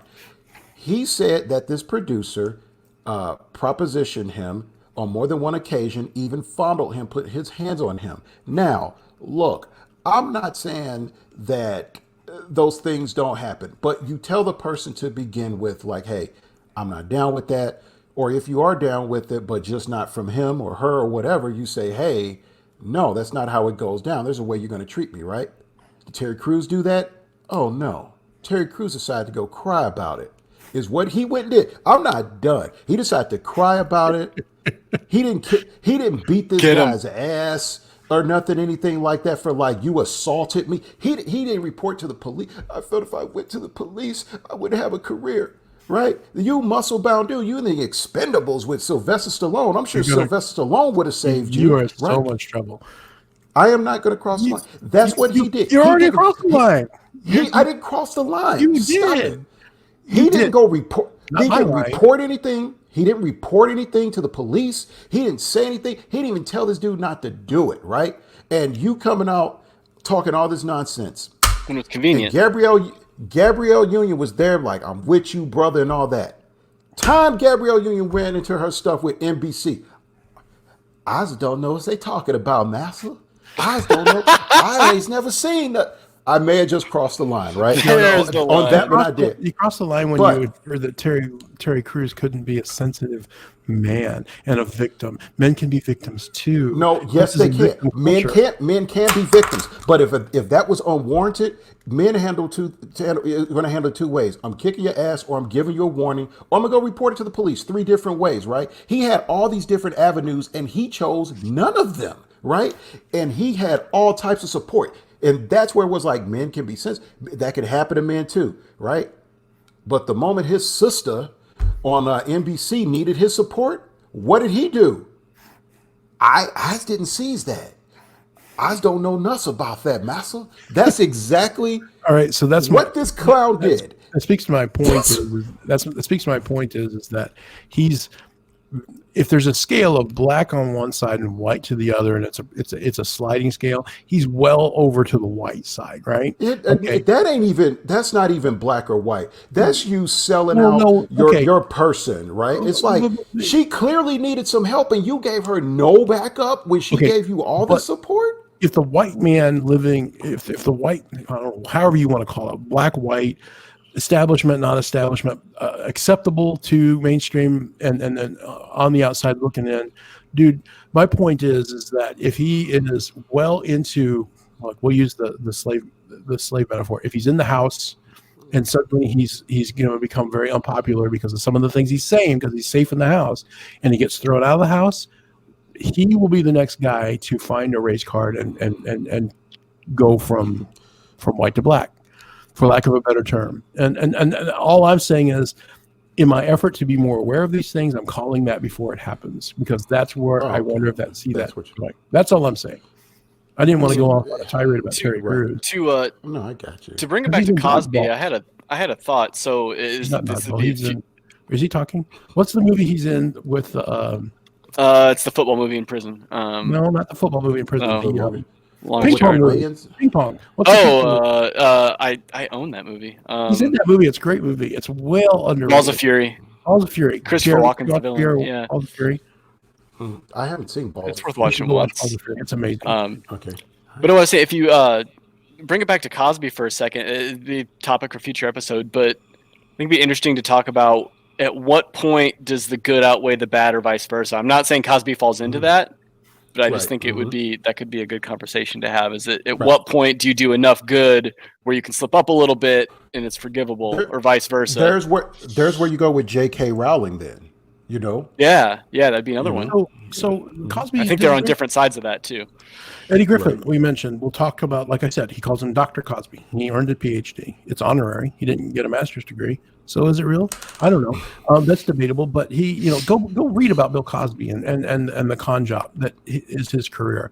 He does great things. He led by example. He got a lot of black comedians and actors and actresses jobs. He put huge numbers of people through college as a philanthropist. Oh, he did. But that he did. And I get that, but you can't excuse that though, because that's a lot of women. That's a lot. Oh yeah, absolutely. if the Cosby Show comes on TV, which it's not, but if it came on, I would watch it, especially the first early seasons. And if Bill Cosby himself would come on cable, I would. It's amazing stand up, and the idea that Chicken Heart should be not ever heard again because the guy was raping people. Artist and art separate them, and that's a big thing. But no, Bill Cosby doesn't.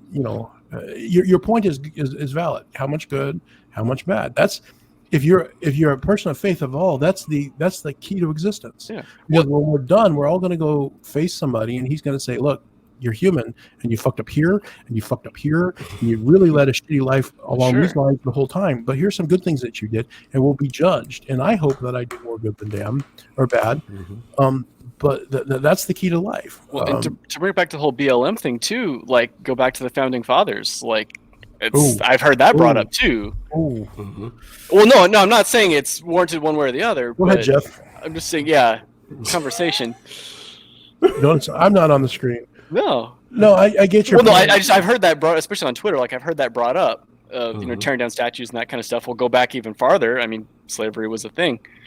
Right. No. So is George Washington a great person? Is Robert E. Lee is probably a better example. Yeah. Robert E. Lee. And it's a fine debate to have. My debate is like, do I think and this is going to be a controversial statement, I know. Do I think they should tear down the statues of the founding fathers, whatever their beliefs are?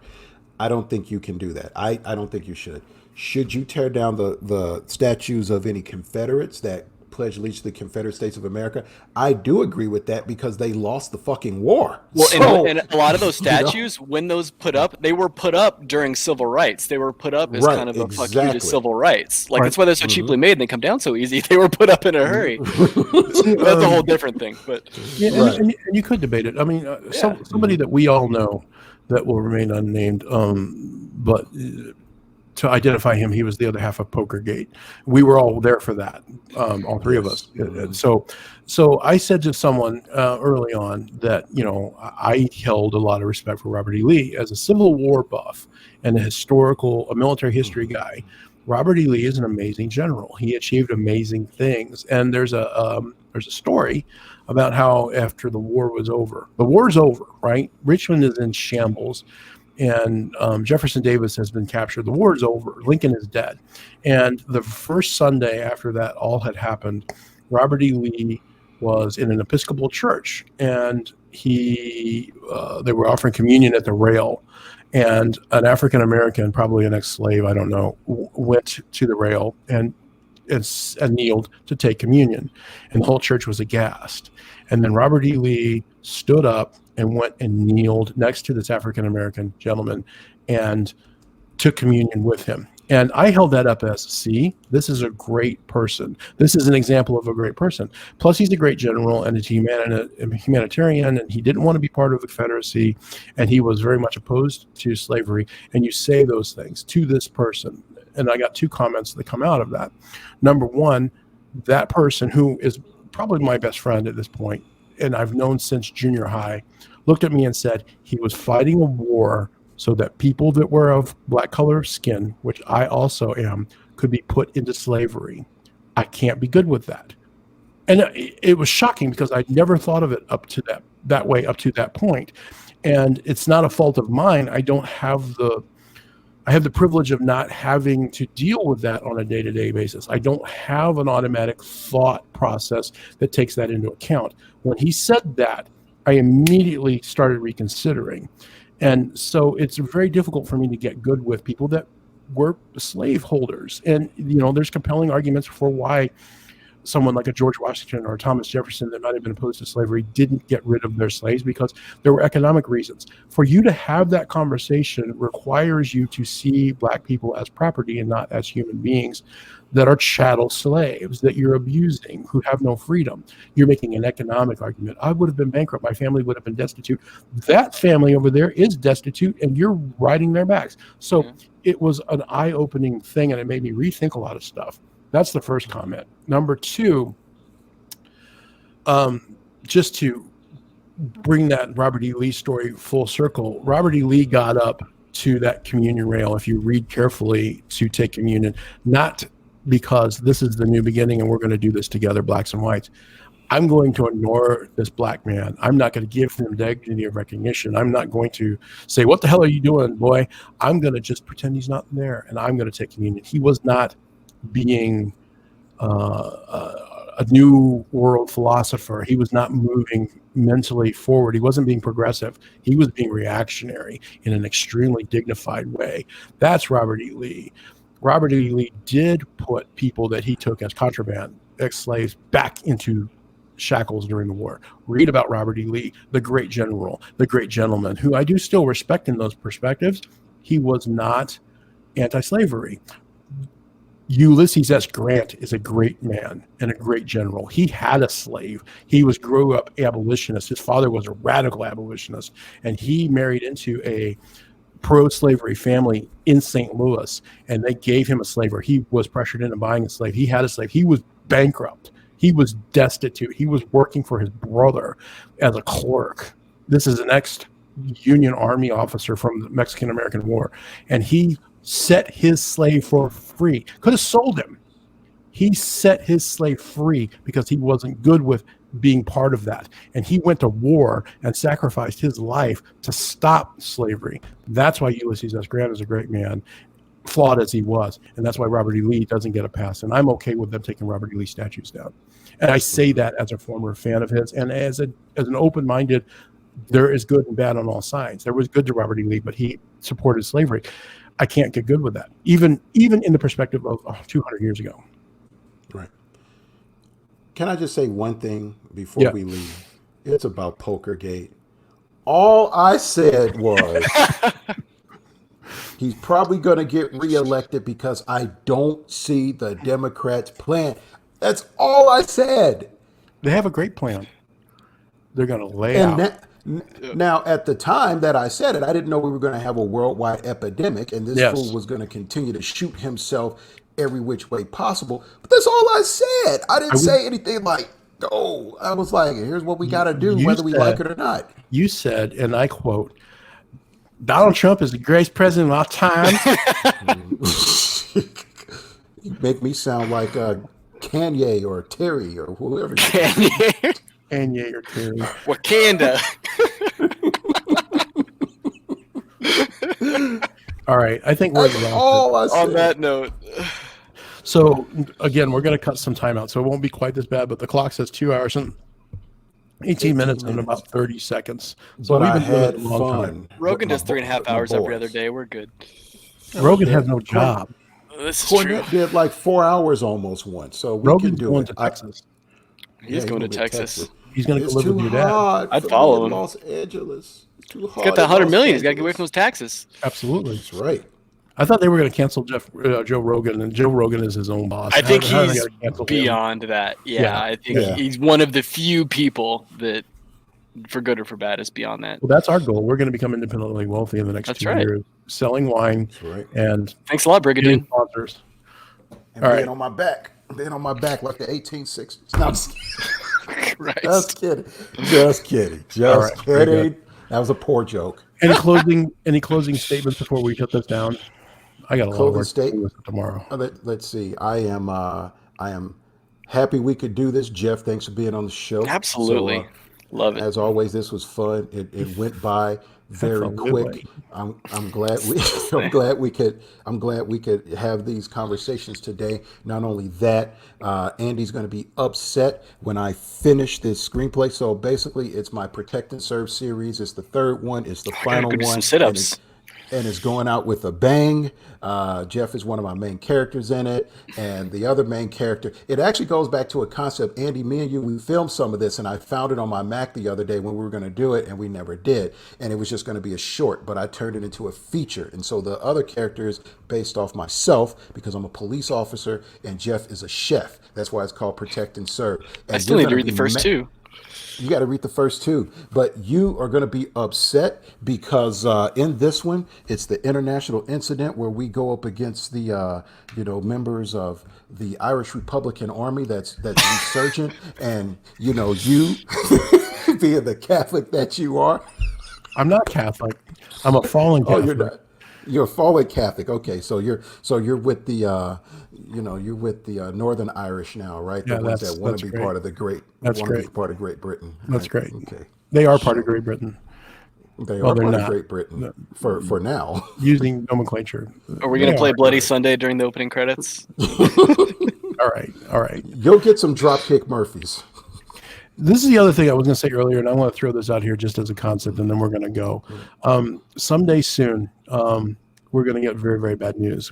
Someone dies, and we all say, "Oh my God, he died." And some people are more impacted than others. Some people have a bigger impact as a general rule. Kobe died. Pierre was tore up. I wasn't as tore up because Kobe didn't impact me as much as it does other people, but the resonance was big. There's one that's going to hit soon, and it's going to hit me and Jeff and some other people. I know exactly who you're talking about. And I'm dreading it, and it's coming. And Carl Reiner died, and we talked about that. Mel Brooks is going to die. Mm-hmm. Someday we're going to wake up, and it's going to be Mel Brooks is dead, and I'm going to be devastated. Mel Brooks is on the Sainted already. We're going to review the old list, and we're going to remove some people, but Mel Brooks is amazing, and I dread that day, and I feel it's coming. I don't know that. I don't think it's very far off. Go watch Comedians in Cars Getting Coffee and watch the episode with Carl Reiner where Mel Brooks shows up. It's amazing. It's the most amazing 20 minutes you can watch on Netflix right now. And the guy's just phenomenal and a philanthropist. There's a guy who did it right, and as near as anybody can tell, has not done anything wrong other than maybe being a little politically incorrect. We're all politically incorrect. In a very positive way. We could talk about Blazing Saddles as a whole episode of itself. I hope we're taking notes. We should watch this. Pierre, make a point. Sit down, actually watch this episode, and let's take some notes about future subjects. All right. I think this was a rich conversation. I can be secretary. It's 12 o'clock midnight on Friday. It's actually Saturday, August 8th. I hope to have this up by the end of the day.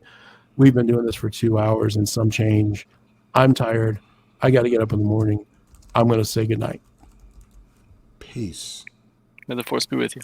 And producer Dan, where are you at? On the show. I miss you, man. DMFC. Yeah, my Dan. We miss you. My Dan? And if you won't come on, maybe you can get Letty to come on. We'll take her too. We can make that happen. You probably got a better shot at that. I could probably make that happen. I'm thinking about getting Amanda on and having her be a regular and putting you in the closet. Do it. There we go. She's got a poli-sci degree. Get her on here for the Trump stuff. If we put Jeff in the closet, then he could come out of the closet a second time. Okay. How many times do I have to? I'm in the closet. Until the next episode, this is the brother and the man.